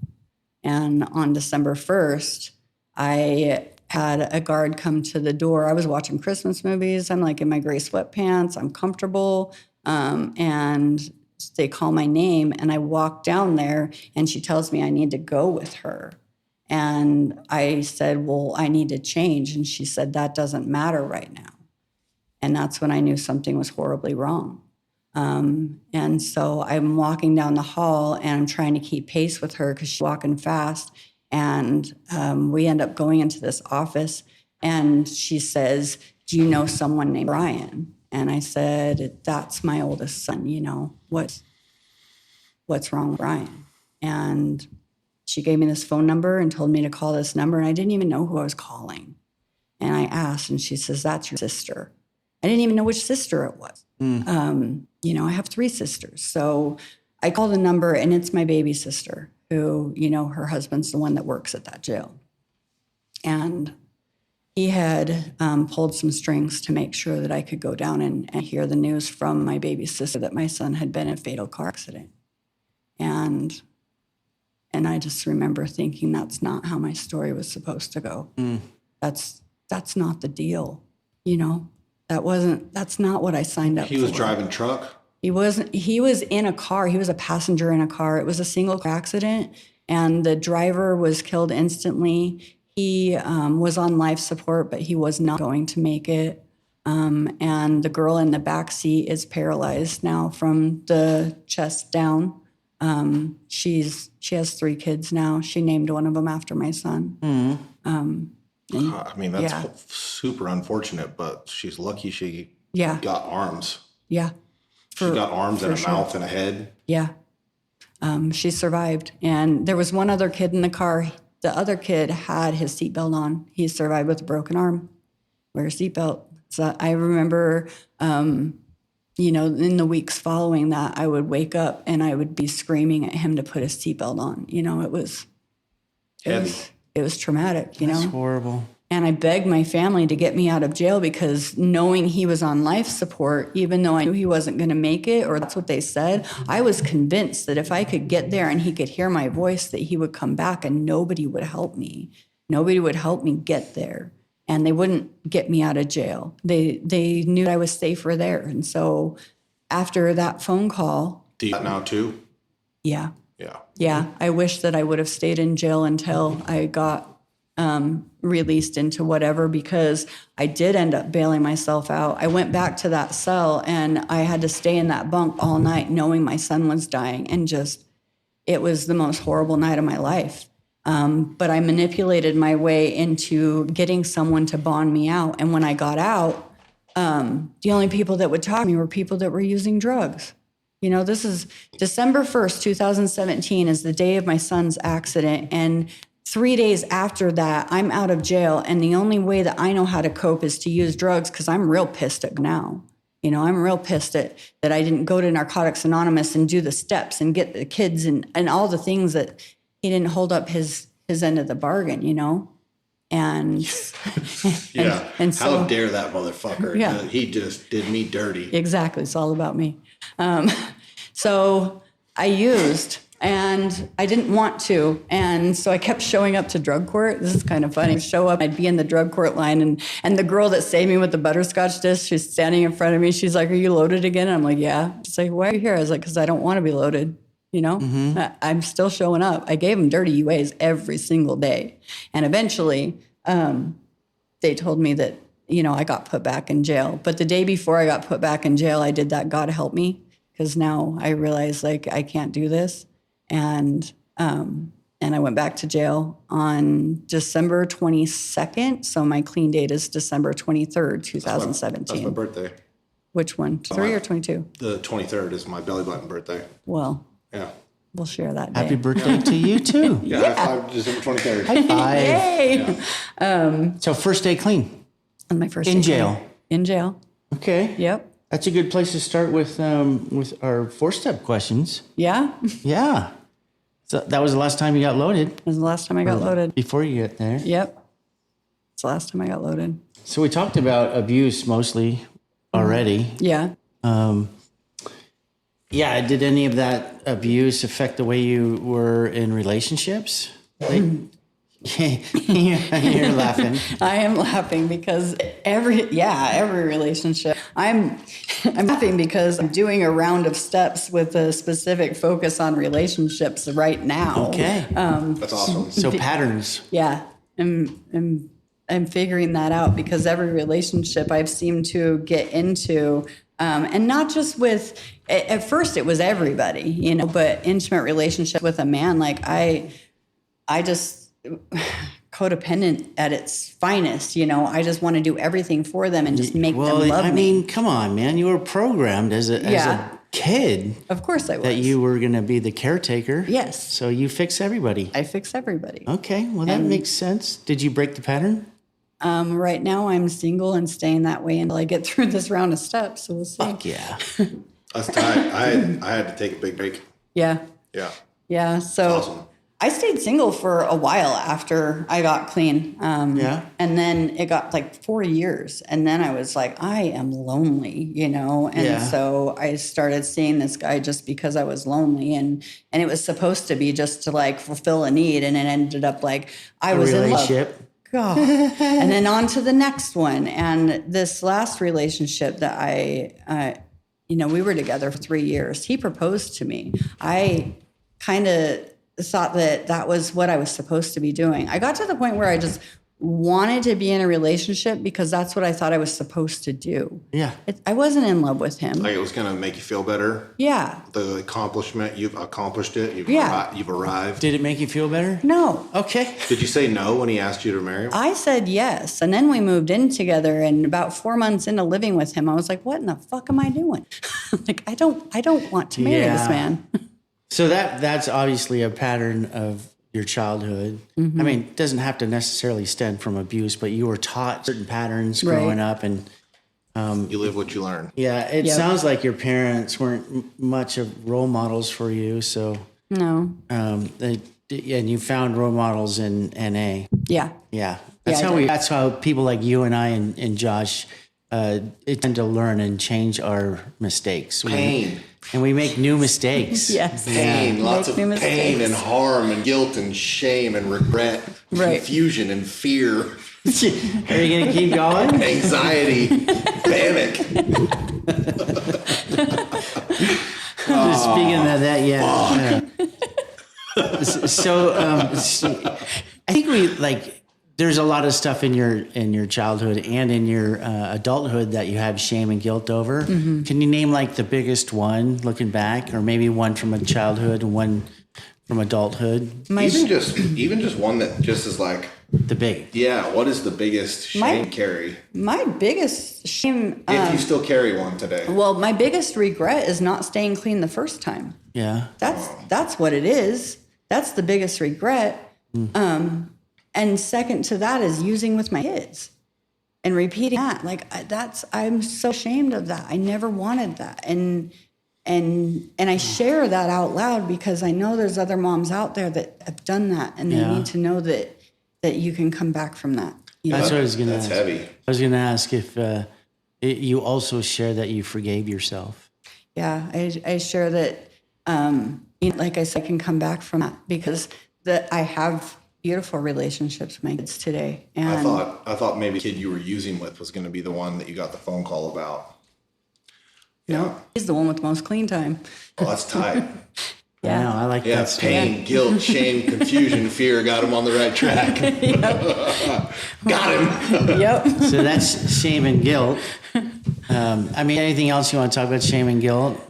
No, I can't think of anything that comes to mind. I mean, the whole kids stuff. Yeah. I know it is the same for you as it is for me. And even though none of my kids ever saw Loaded, I still had shame and guilt because I wasn't going to treat them the way I was treated as a kid. I was never going to beat them. But I still emotionally abused them. And never intentionally. I thought I was a good dad until I learned that I was just repeating the traumas that I learned from my parents. Right. And then once I learned that, I never practiced those abuses again. Resentments. So what was a resentment that you had when you came into recovery, and then one that you are dealing with today? Resentment that I had when I came into recovery. Well, I resented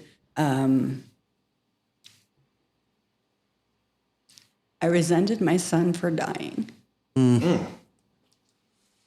Interesting. I've heard that before. I wanted okay. I wanted to show him that I could be clean, and I never got that chance.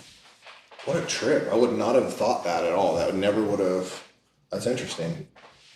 Yeah. Do you still feel that? No. Yeah. No. Is that like was there like some, and I could be completely wrong, but what do you think there was maybe like some selfishness in that? Yeah. And then eventually you worked to that point where you're like, that's my shit, not his. Yes. Yeah. That's cool. And then Trip. the other one that when I got clean, I had that sister that went to North Dakota and didn't take me with her. And then she got his ashes and she was supposed to give them to me and she didn't give them to me. Later, the work that I did around that, I figured out that she was doing what I had asked her to do all along and protect my son, because I hadn't proven to anybody that I could stay clean for any amount of time. And so she didn't give me those ashes because I was living at the homeless shelter, for crying out loud, you know? Yeah, you don't blame her now looking back, right? No, not at all. But at the time, Does she know that? yes. Good for you. Yeah, she knows. And I do have his ashes now. It took 5 years. Hey, what, So I'm assuming that the relationship with her is good too. It's fantastic. Oh, that's awesome. It's amazing. And she didn't change, but I did, you know. And my perspective of everything. Dude, I was just going to say that. That's pretty perspective. Rad. Yeah. Yeah, the perspective changed. Resentment I'm working on right now. Those are good ones, by the way. Thank you. Resentment I'm working on right now is, I can't even think of, because nothing seems to even come close to that. I guess my resentment level has gone down. Little stuff comes up and then it, quickly gets put down. A resentment's a resentment. Yeah, I resent the ex-boyfriend, the one that I just broke up with. You know, How fresh is that? How long ago did that happen? It's been a little over a year. And then, you know, It's starting to lessen at this point, I would assume, Yeah, now I'm starting to recognize the patterns and understanding that, you know, he has patterns too. And We all do. yeah, so, because he's definitely one of us, you know, and I'm starting to work through that, and I'm starting to see him more as an addict and a human, and you know. But I've been carrying that one for the last little over a year, and I'm finally getting to the point. Honestly, it really sounds like you're getting to the point where it's not resentment. The resentment is lesser than the understanding of he's an addict, right? And so you're like getting to the compassion part. Yeah, I'm getting where there. he was sick too. Yeah. I think at some point, for me, at some point, it transitions from resentment, which is the predominant feeling at first, and then it starts to turn into like just feelings. It's not necessarily resentment, but if I recall the experiences, feelings come up, and because at first there was so much resentment tied to that, I can still throw it in the resentment box, but really it's more just like maybe there's some shame or some guilt or anger or this, but you know, but it's not really like I resent that person still. I just have feelings that come up because of the experiences that I had and participated in. I agree it starts with that. to change, I think, a little bit. That's why I said I would assume probably about a year you're probably starting to that's for me, my experience has been multiple times at about a year is like where I start seeing some freedom from it or some clarity, you know? Right. Yeah, you're exactly right. Yeah, bottom line is, like if we do the 2-foot drop, I don't feel that they were out to harm me intentionally. You know, they were just sick. Yeah. As sick as me. Yeah. Or I find out I had a bigger part than I realized I did. That too. That's big for me too. Yeah. I did the other day, I don't want to go too far off topic, but it correlates as like, even today, it's like, I consider myself to be pretty healthy at this current point in my life. And me and Sadie there was a financial situation going on that we were trying to work through. And I handled it, and like, I handled this well. I did a good job here. And then I was talking to Kevin, and by the end of the conversation with Kevin, I was like, oh, fuck. That wasn't right, dude. And I had to text. I got coaching for the text to send her because like I was like, oh, I have a part. That wasn't right. I didn't have to handle that way. And so, yeah. Yeah. Financial stuff that brings up some pretty intense feelings. It's tough. We didn't take. We should. I want to acknowledge that I should have put more energy into me and her working on financial stuff more before we got married, but also understand understand that it's not too late to work on it now. Correct. But realizing, we're buying a house and there's a lot of big commitments, and there's clearly, based on last week's conversation around finances, like there's work to be done and on both of our parts. And so I don't like that you used should, because that puts an expectation on it. Should what? That you should have been more open about finances. I wish I would have. Yeah. Wish I would have. That sounds better. Yeah, you're not putting expectations on that you had to do something, like you missed it. I think what I can say is that if I see somebody else going into the same situation as me in my support group, or somebody that like I process with, I will now have the experience to say, hey, this is what I've learned. I wish I would have done this differently when I did it. There you go. Yeah. Yeah. And he did that for me, but I didn't listen. Moving on. Yeah. All right, so that was recent. Yeah. Tell us about a reservation you had when you first got clean. Oh, that is such a weird subject to me, because when I first got clean, it's like every time I'm doing that first step with a sponsee, and we get to that question, they're like, "Well, if something happened to my kid," and I'm like, "That's out. That's out. You don't get to use that with me." Yeah. You don't get to use that with me. The only reservation I can think of is like, maybe, when I'm really old and sitting in the wheelchair and all of that, then maybe it would be okay. But I had a sponsee actually talk to me about that one time, and he's like, well, what happens when I was like, let's just work on today.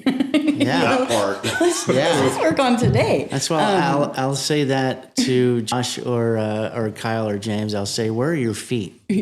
Yeah, be where your feet are. Yeah. Or I do this thing where I make them put their hand right in front of their face. Because if you're looking at your hand right in front of your face, you can't look past that. Let's be right here. So yeah, there you go. Yeah. I think, or I feel that a reservation, and Josh and I have had this discussion before, but a reservation for us that like we get a little bit of clean time, and we're no longer in that, what if this happens, we're going to get loaded. It's more like, I'm not sure how well I will respond or react if this happens. Like, am I going to act out in violence, or cause harm, or am I going to go and just binge eat for 3 days or something, And so I think that's the change in perspective. Is like a reservation for me today would be like, what would I do if Jen got loaded, Yeah. would I kick her out? And I'm, first of all, I have no idea. It hasn't happened. I don't know how I'm going to act. Right. So, but I have a fear of that reservation. Like, am I going to act out in fear? Right. Yeah, I can relate with that, because my youngest son has been in and out. And so dealing with, whenever he relapses, and I'm dealing with it better now than I did in the beginning, because we just went through that. He got to come to the convention and hear me speak today, but he's been using all week. So, dealing with that and being where I was. But, and then that brings up, I said, you can stay clean after losing a child, but what about losing another one? How well will I act? I know I can stay clean, but it's going to be damn hard to act right. We're going to talk about that type of perspective. Yeah. Yeah. The fear of your behavior. Yeah. That's So why you have a circle. So like a reservation today would be more behavior based than. I'm afraid if something like that happened, the isolation and the grief, because I didn't get that. It was never an option after I lost Brian, because I ended up right in a trauma group program, and I was back in NA, and like I wasn't able to isolate. I lived in a sober living house with another roommate. It just wasn't possible for me to be alone. And now I live by myself. So do you really feel like if you lost a son again, that you would be alone? I don't think I would be alone, but I'm afraid that I would want to be, to the point where I would I would Right. run. I It get would that. just like feel like too much to deal with. I Yeah. get that. Yeah. How do you feel about your circle today? It's strong.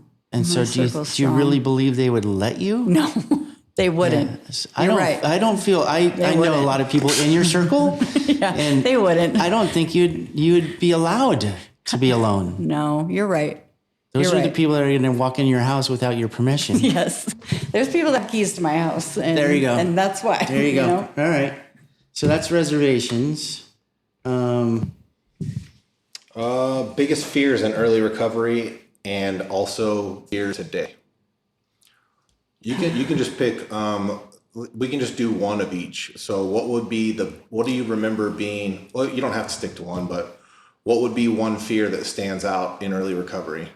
That I wasn't going to make it. I was so scared I That's wasn't going to mine. make it. Fear of failure. Yeah, fear of failure. And I think that's still prevalent today, but in different ways, you know? Like there's still a fear of failure. We were talking a little bit about my job and what I do, you know, and I love what I do, but there's always this, and I'm really tight with my boss and the director, and I know that I'm fine, but every time they're like, hey, Angie, I'm like, am I getting fired? You know, it's still there. That fear of failure is still there. Do you feel just like perspective? Do you feel maybe that gets tied to like imposter syndrome? Mm-hmm. Yeah. Yeah. I relate. Yeah, looking back, there's no way I would have ever pictured myself in the life that I'm living now. I tell you. Yeah. Yeah, and then the innate fear of losing another kid, you know. We can come back to that over and over. That fear is there. Heavy. Yeah, it's heavy. Fear of failure was the big one for me. Yeah. I get it. What about today? Well, I don't know that I have like a major fear today.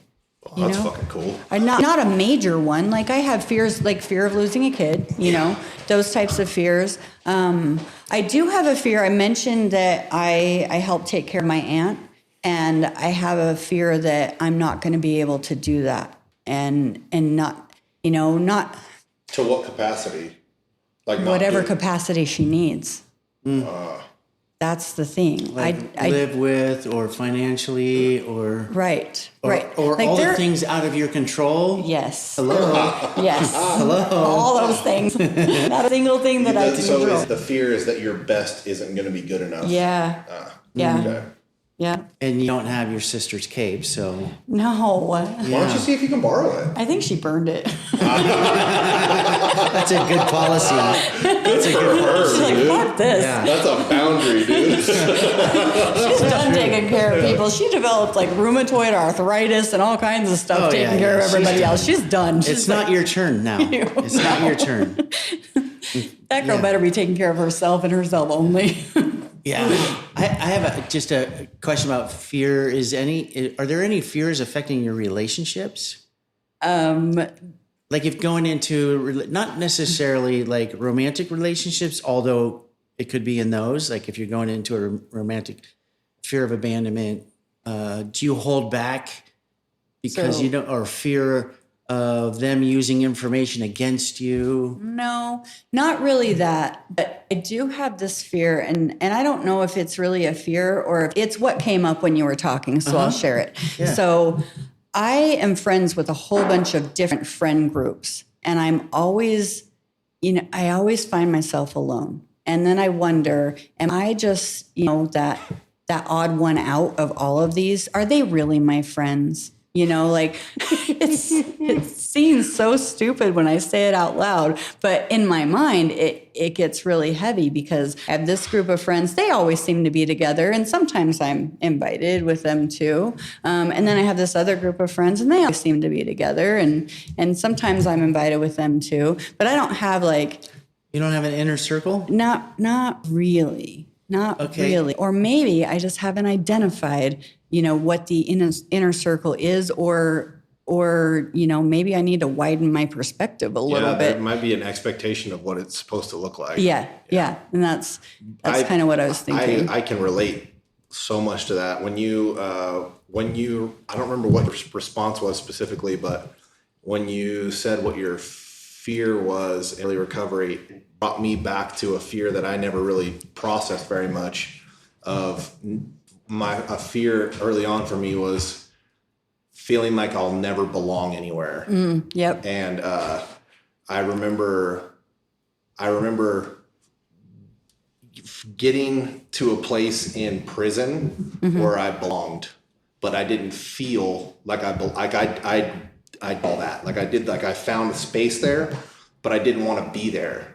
And so I was like, I had this fear that like the only place I was ever able to find is actually not the place that I want to be. Yep. And that's all I know. And then I got to recovery and I was like, I'll never belong anywhere. Right. And then I understand, like I very much can relate to that feeling of. Do you still feel that you don't belong? No, dude. I overbelong now. I'm serious, dude.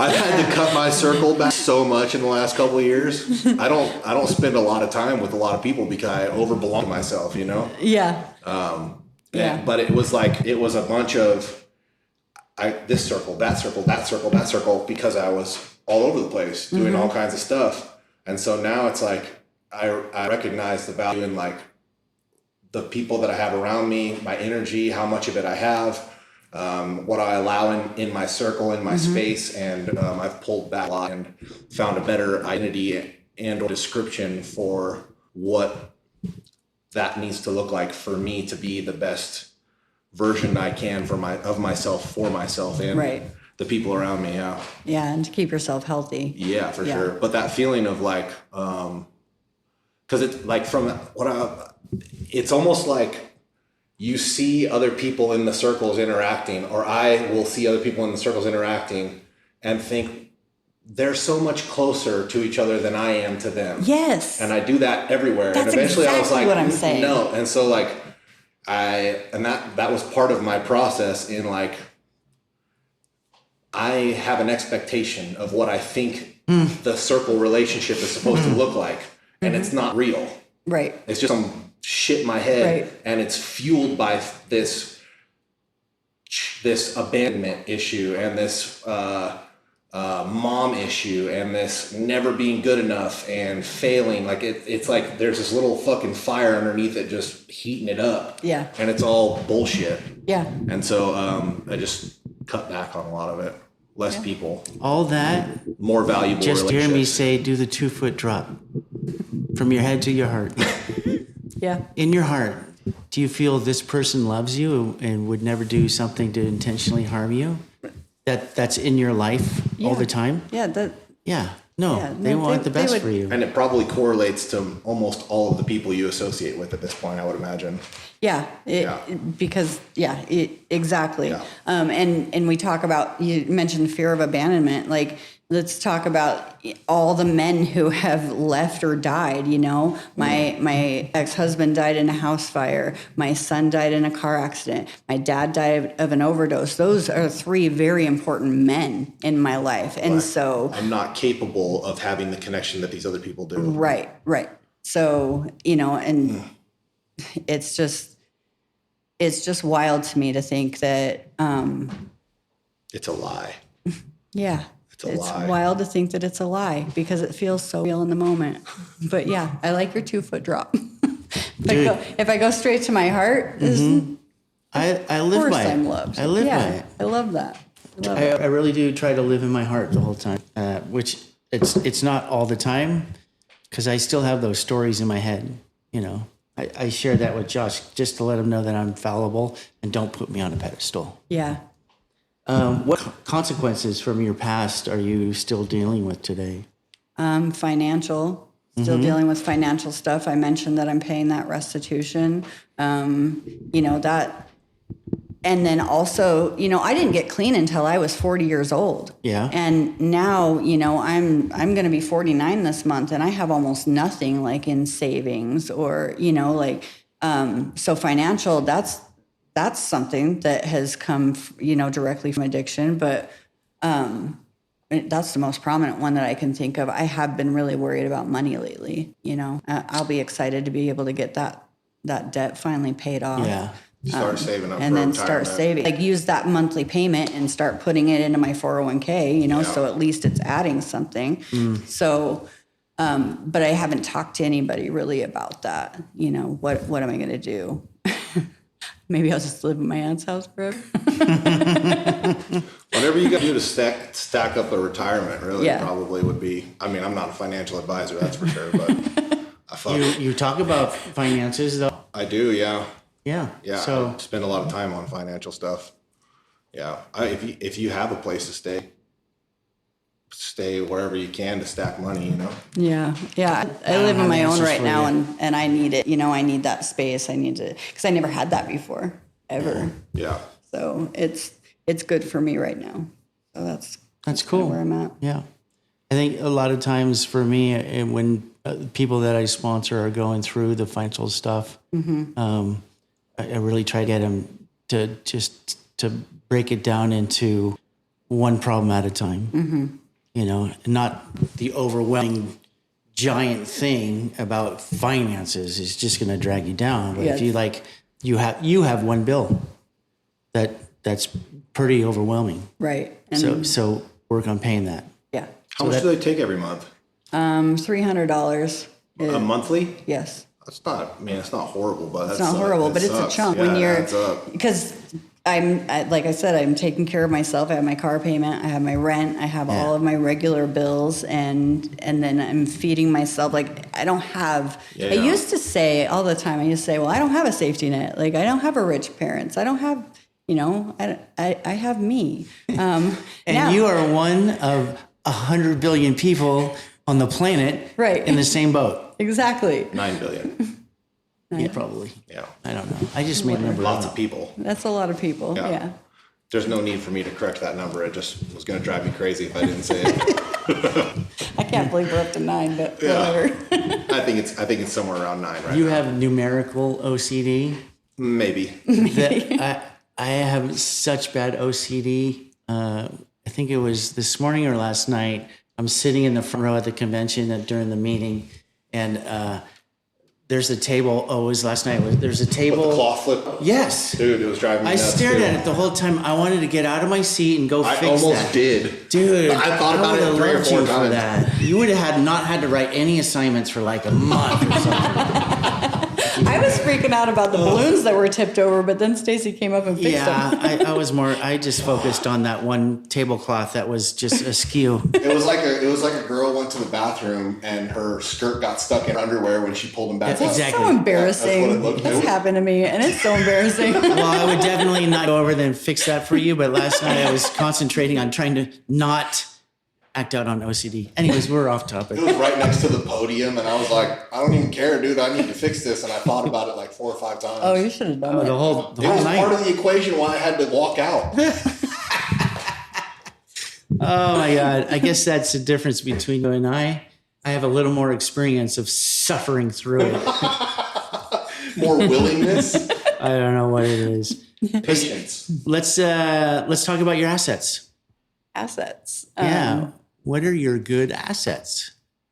I have a few. Yeah, let's hear them. I'm Yeah. sure you do. Yeah, I am a fantastic speaker. First of all, I love doing that. You were impressive this morning. Yeah, I love it.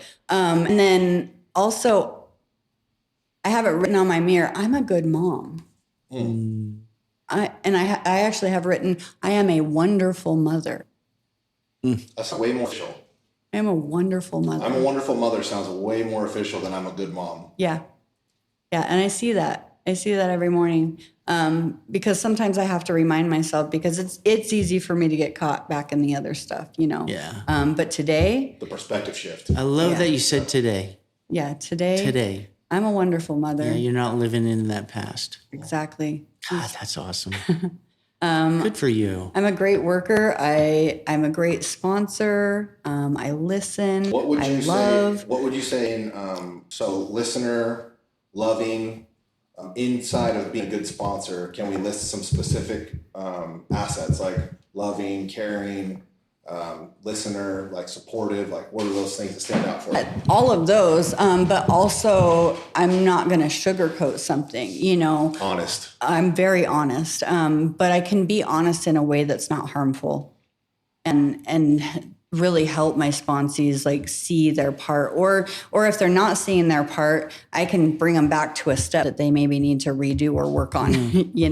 I have one specifically that I'm like, you need to do your fourth step. You're not seeing your part in any of this, so that one specifically, but being able to recognize how people learn and then teach them in a way that they can be taught is really important. So each individual is different. Yeah, That's a skill. Yeah. That is a skill to be able to do that. It's not a one size fits all. We treat our thing. sponsees all differently. Yes. I don't treat Josh the same way as I treat Kirk, Well, they're different people. Yeah. But yeah, being able to He recognize needs that. more attention. Kirk is kind of self-supporting. I'm just giving him shit. Oh, fuck. Assets. I didn't like that. See how good he's getting? He's talking about his feelings. I didn't like that. I like that, Kevin.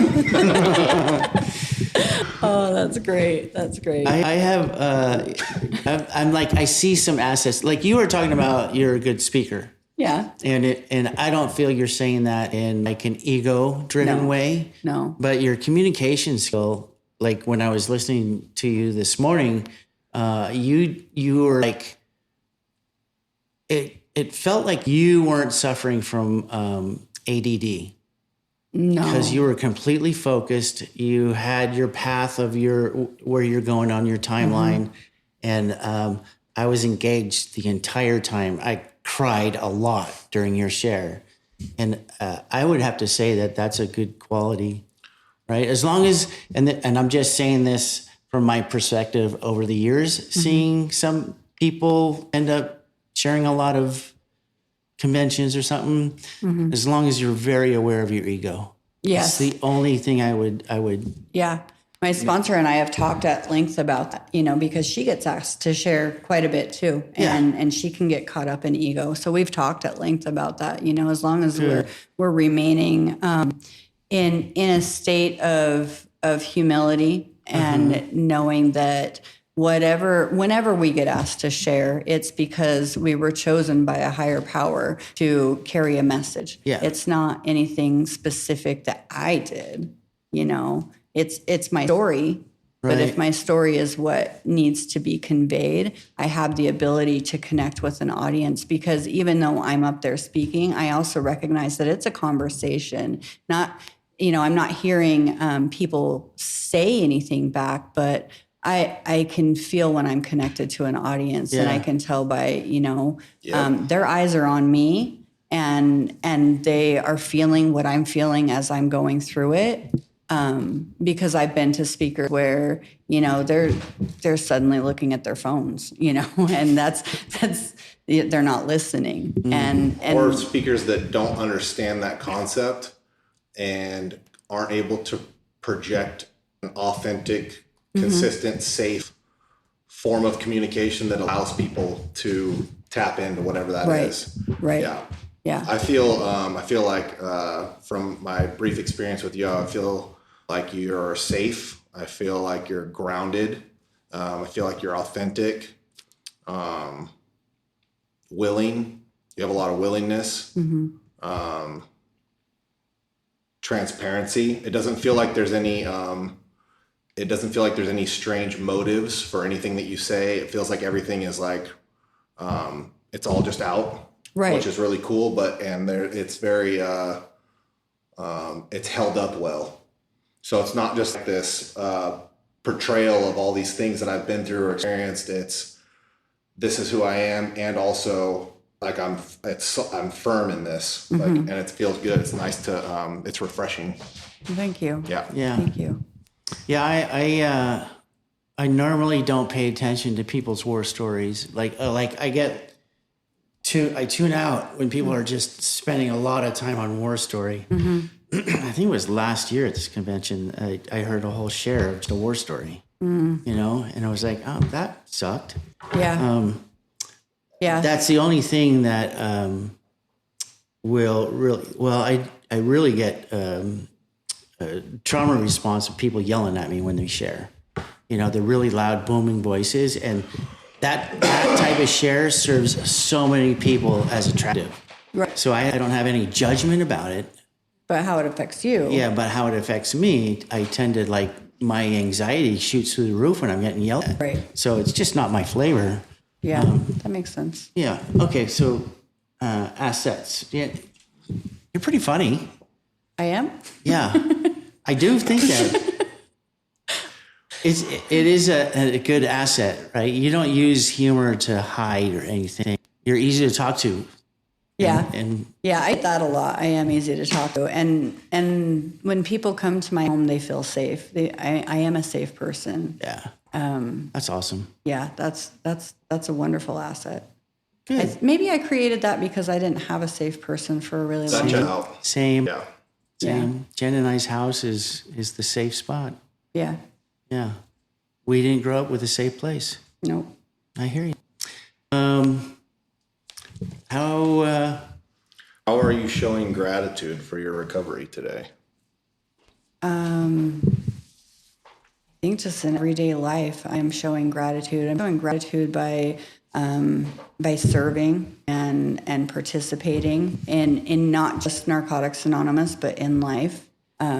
Showing up, and we talked a little bit about the job that I have. I get to coordinate care for people so they don't end up getting a balance bill after they get their medical care. Yeah. And being able, and because of the way that I am with people, I work on mostly the really hard stuff, the people who have cancer, the people that have had a stroke or have miscarriages or something like that, where everything's tender and they are able to connect with me, and I get to make sure that they do that. And that's kind of my way of giving back to society. And it's a way that I get to show gratitude for, you know, all the grace that I've been given, because, you know, we all deserve it, but I didn't feel like I did for a really long time. And I've been given a lot of grace. And so having gratitude just to be where I am and to be able to do what I do, it goes into my job. But with service, you know, I'm the area treasurer right now, and I'm also the treasurer or the GSR for my home group. And I got to serve on the entertainment and fundraising committee with my sponsor this year for the convention. And I think that's another way that we show gratitude, you know, and that's a way that we can give back. Showing up. It's showing up. Yeah. It's all, everything you said is I show up. Yeah. Yeah. Yeah, I do. I show up. That's good. Your sponsor is a wonderful person too. She is. Who's your sponsor? Shanna is my I sponsor. don't think I met her. Her and I were up there selling raffle tickets. She was busy running around being of service too. Does she have the microphone? Was she the secretary for the main speaker last night? In a blue dress? No. Okay. No. No, that's Dell. That's Dell. Oh, I think I know. The three of you were standing up. Teresa, you, and Shanna. Shanna. Okay. Yep. I didn't meet her, but I recall who you're talking about. Yeah. Yeah, we were standing up there selling raffle tickets, and we did pretty good, actually. That's awesome. Yeah. So we did assets and showing gratitude. And I think this is the part where we ask you. Spirituality. Oh, good. Thanks. Yes. And then we're going to get to what did you get out of your 4-step? Yeah. So what is your higher power? If you want to talk about it. My higher power has changed. You know, when I first got clean, I wasn't sure. And I guess I still don't understand my higher power. I never will. Join the club. But we don't have to understand it for it to work. And so I played around with a lot of different things. But now, like, I find my higher power, like, speaks to me through crystals.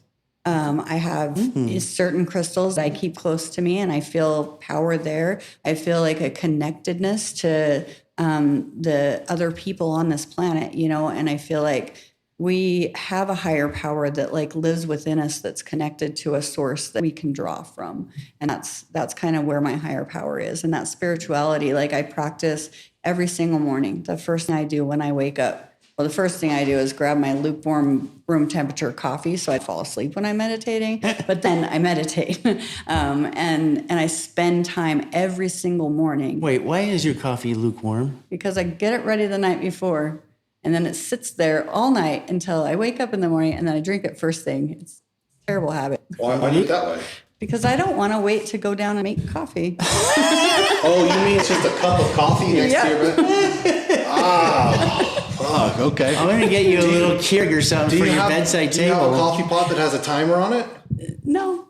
Oh, wow. or Okay. get you one of those. No. Yeah. Well, I make it in a French press. Do you? Oh, got it. Okay. right. Because you prefer brew through a French press? Yeah. Okay. Yeah. All right. That's cool. I love French press too, so I'm not digging on you.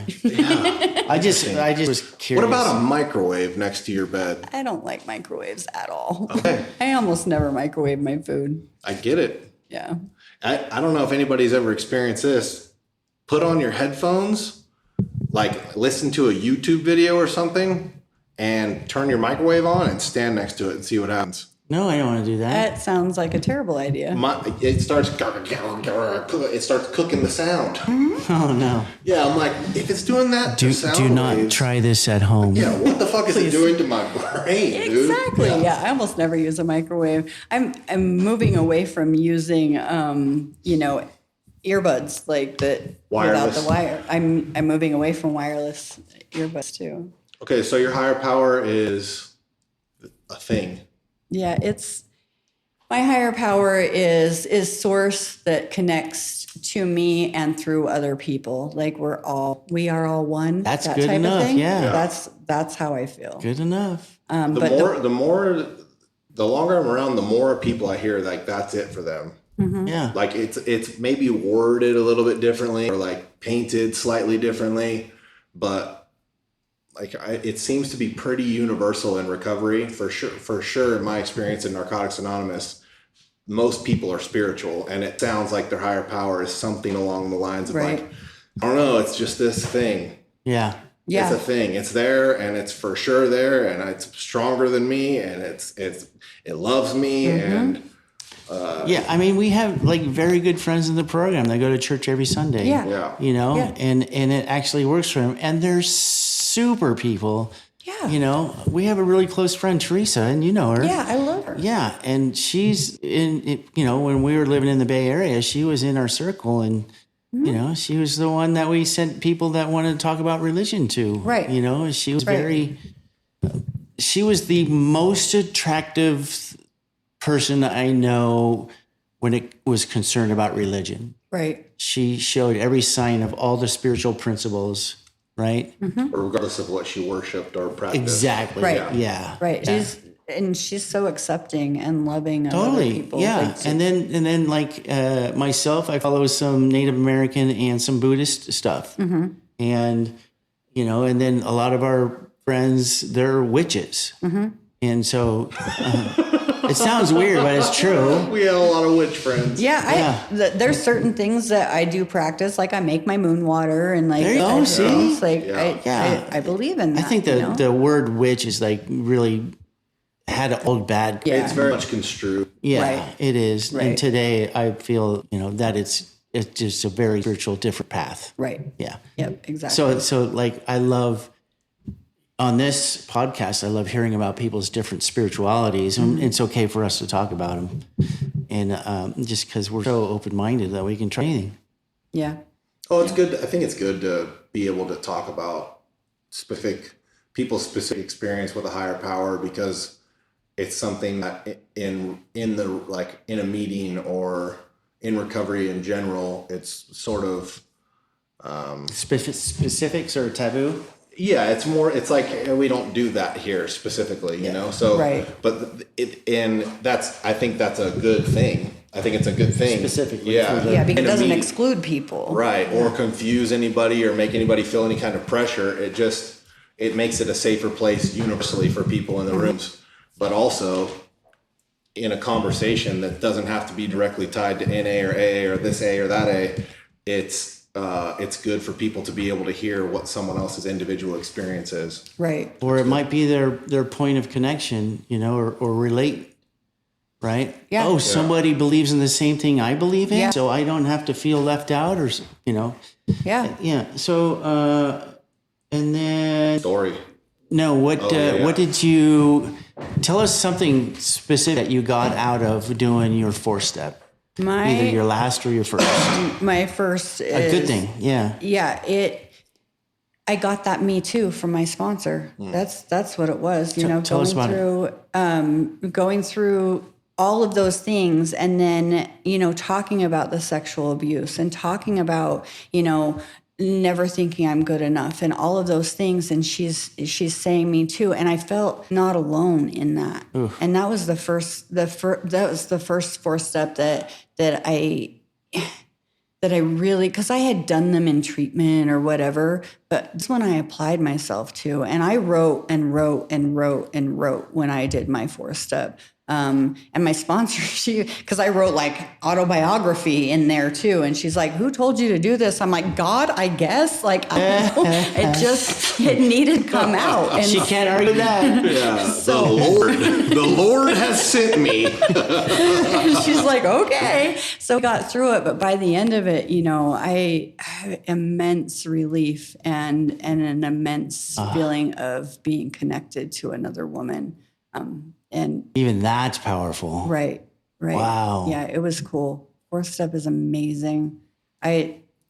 Everybody talks about how scary it is, and then you do it and you're like, I got so much out of it, but when I look back at what was scaring me, I thought that I was going to have to relive all of that stuff again. I already lived it. I'm just remembering it and working through it. It's not the same thing. I don't have to live through those things again.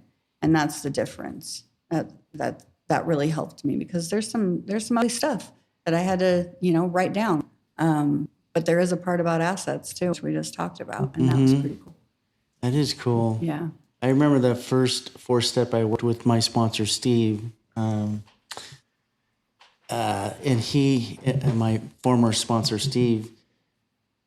I asked him, how do you want me to work the step? The 12 steps. And he said, let's you and I sit down with our books and we read a chapter together and we both write on what we learn. Right. And so him and I worked steps together. This is my mentor, my sponsor. And he says, why don't we do it together? And I was like, this is the best thing I've ever had in Narcotics Anonymous. This guy wants to share with me his deepest, darkest secrets. Yeah, that's like, amazing. Holy shit. That's cool. Yeah, it is. Story time. Story time. Yeah. I told you a little bit about it. Cliff? Yeah, I was supposed Cliff to. is the Cliff Oh, story? yeah. What did you say? I told you about a little bit. What is that?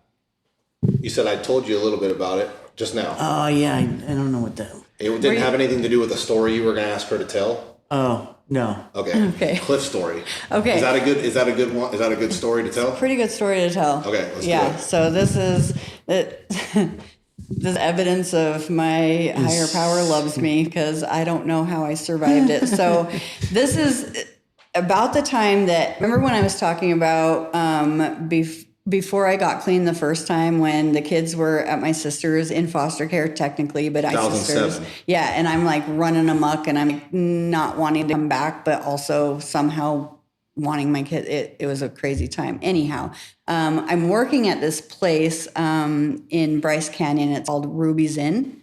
And the dude that I'm staying with lives in a little tiny town called Anemone. And in between Ruby's Inn and Anemone is this terrible, they call it Black Canyon. And you got to drive through it, and there's no cell phone service. Terrible road. It's a terrible And so he's there. And he made this rule. Thank God he did. He made this rule that I had to call before I left, so that he knew if I wasn't home within an hour that something had happened and to come looking for me, because the road's dangerous. So I have a whole bunch of drugs.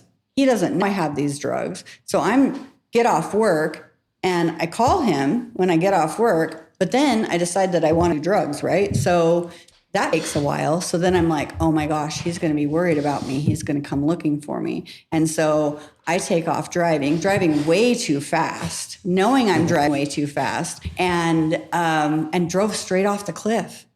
And so on purpose? Not Obviously on purpose. not. It was not on purpose, but people did think I did it on purpose, and they still think that. Whatever. I didn't do it on purpose. No, I would say it. If I did it on purpose, I would tell you. Yeah.